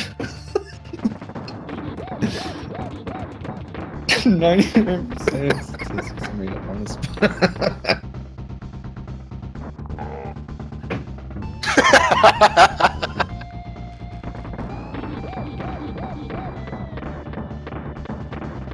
No, I stand by it. I don't believe in it. Jackie's gonna win this. Unfortunately for Stu. Under the fake credits. How would you feel if you won that way? What if you're Stu and you win? I would need a shower. Dies on K roll. I would feel bad, dude. I would definitely need a shower if I were Stu. If I were Jackie, I'd need a bath. It's aromatic, calming bath. Fortunately, it's easier to avoid K roll as Diddy than Donkey, so because he entered as Donkey, he should be fine. Just has to not be too greedy on the hits or lose count. Yeah, he's aware. Oh, a little scary. A little scary. All right, that's it. And that's it. G. Jackie takes it. Game 3. Amazing race. A very amazing race. GG to Jackie. Moving on to the grand finals.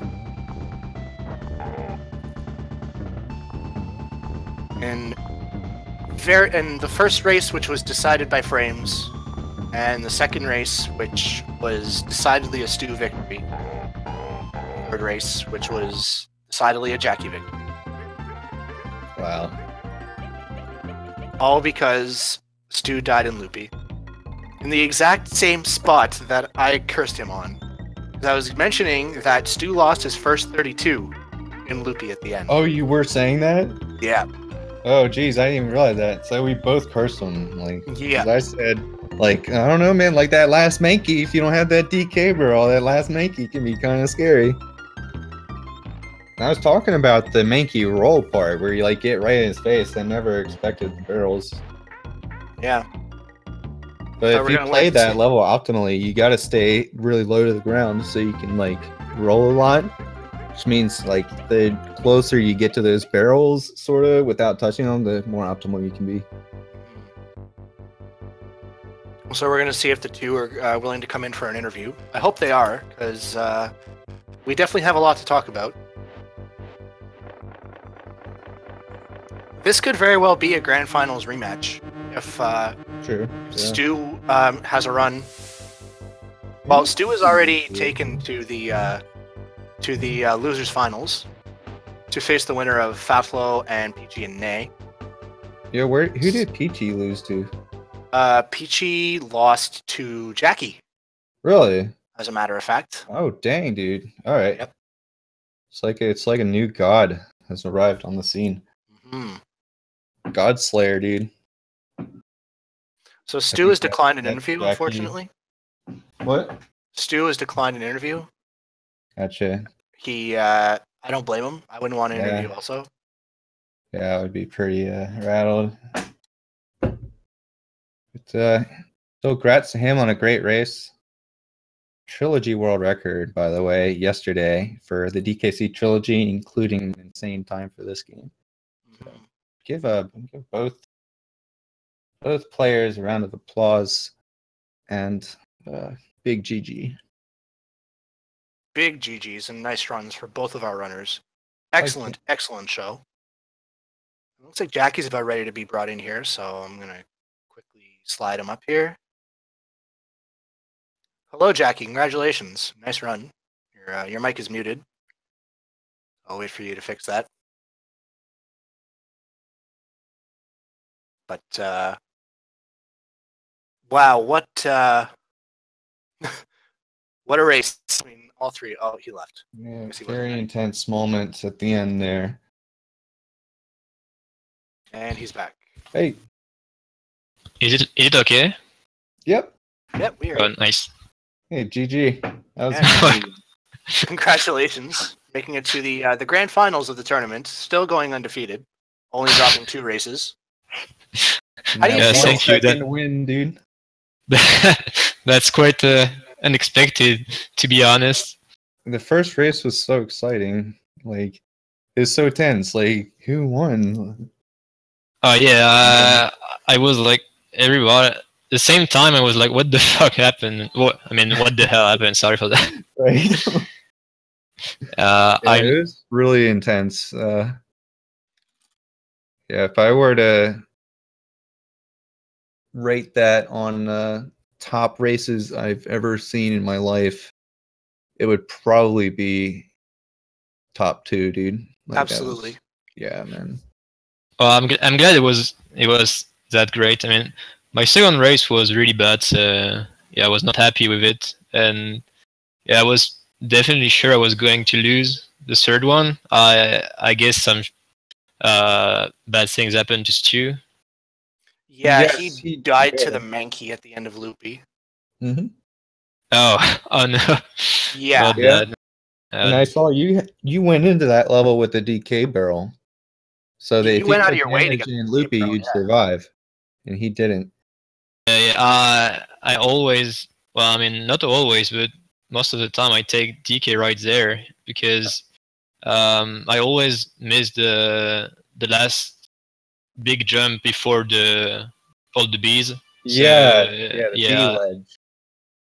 so that I can continue with DK and take DD back in barrels to be able to do the jump rolls. Yeah, it helps to start at perils too. Like you don't want to chance losing so much extra time if you take damage. Like sure, if you get hit and play as Donkey Kong, that's going to be really slow, but it's always better than dying. Yeah.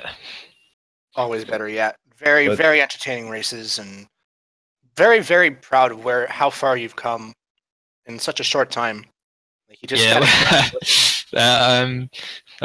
that's definitely unexpected. I was like, because at the beginning of the tourney I was like having problem with my arm, so I was like, even if I am able to get out of group stages, it would be cool. And now I'm there, so you're undefeated in the grand finals. Like that's absolutely insane, absolutely crazy.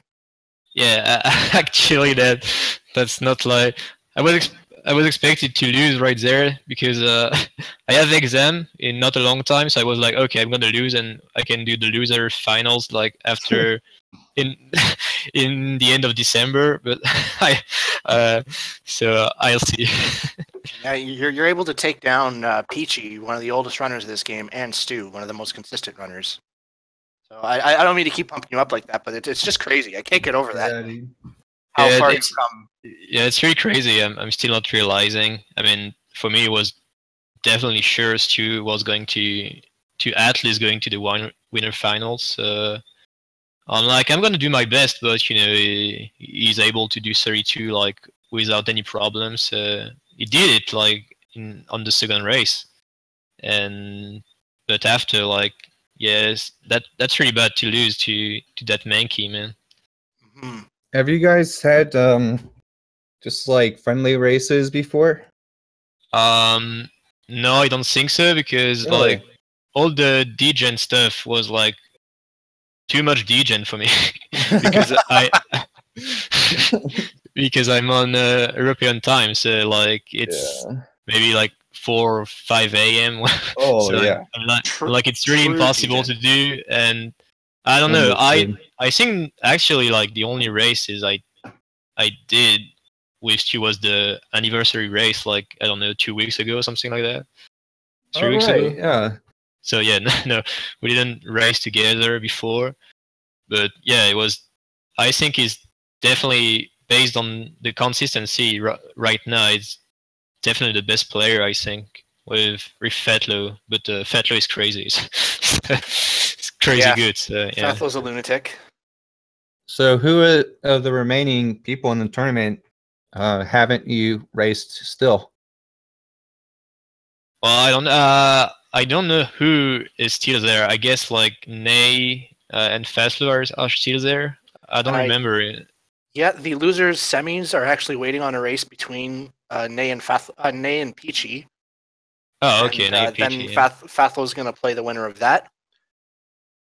And then the winner of Fathlow and Nay and Peachy will get a chance.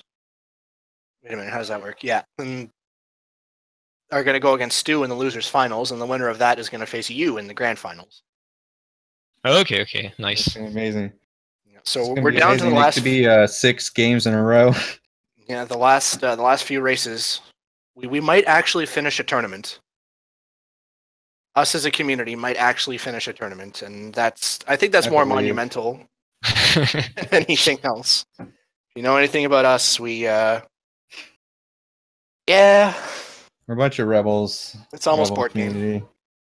But yeah, if you guys want to join the Donkey Kong Country community, which I highly recommend, go to dkcspeedruns.com to see our wiki, which has details on every single level and all 3 Donkey Kong Country games, and join our Discord. Very open and welcome as long as you don't like broccoli. As long as you do like broccoli. I do not like broccoli, man. Wow. Oh, yeah. That's what I like to Just when hear. you think See, you know someone. I'm gonna have to ban you now. you're my friend. I'm gonna have to ban you now. Sorry. Nice knowing you, but damn. You've lost your Discord privileges, mister, until you eat your broccoli. That's why I don't like broccoli. People say you came in before broccoli was a thing. It's okay. You're special. It's like something you have to be forced to eat, and there's always like a punishment for not eating it. Yeah, you don't get your dessert. Dessert is based. I know, man. That's mean. That's mean. Imagine getting rewarded for eating proper nutrition. Imagine. Oh, is there anything else you want to say, Jackie? Well, no, I mean, GG's too, like, that second race was really awesome. And Oh yeah, yeah, like, it was 32, if I remember it correctly. was. That's got to be one of the fastest race times. Oh yeah, it's definitely awesome. I will definitely check the first race because it was pretty cool to see, it seems. So, Yeah. I'm gonna And you check say it that. in the coolest way possible. It's true. We're not going to spoil too much for you, but you should definitely watch that race back. Yeah. Well, okay. No, I mean, I think I'm good, and well, yeah, I'm pretty excited to be in the finals, to be honest. But yeah, thank you, Canis and Dust, for commentary. Oh, it was my pleasure. Absolutely. As soon as I saw this was one of the races, I knew I had to do it. It was going to be a good one, and I was right. Canis joining me in the last second. Mhm. Definitely made it really, really good because I would not have been able to make it through all three. Yeah, and thank you, Speed Gaming, for hosting it and putting up with Yeah. our slow refereeing. Yeah. We just wanted to make sure that the right person was awarded, you know, politics and stuff. Yeah. So yeah, thanks everybody for watching. Be sure to drop a follow on the runners, and stay tuned for the next race, which is probably going to be Peachy versus Nay. So thanks everybody for watching. We're going to roll out here and pass it off to whatever's next. I'm not sure. So see ya. Yeah, see you.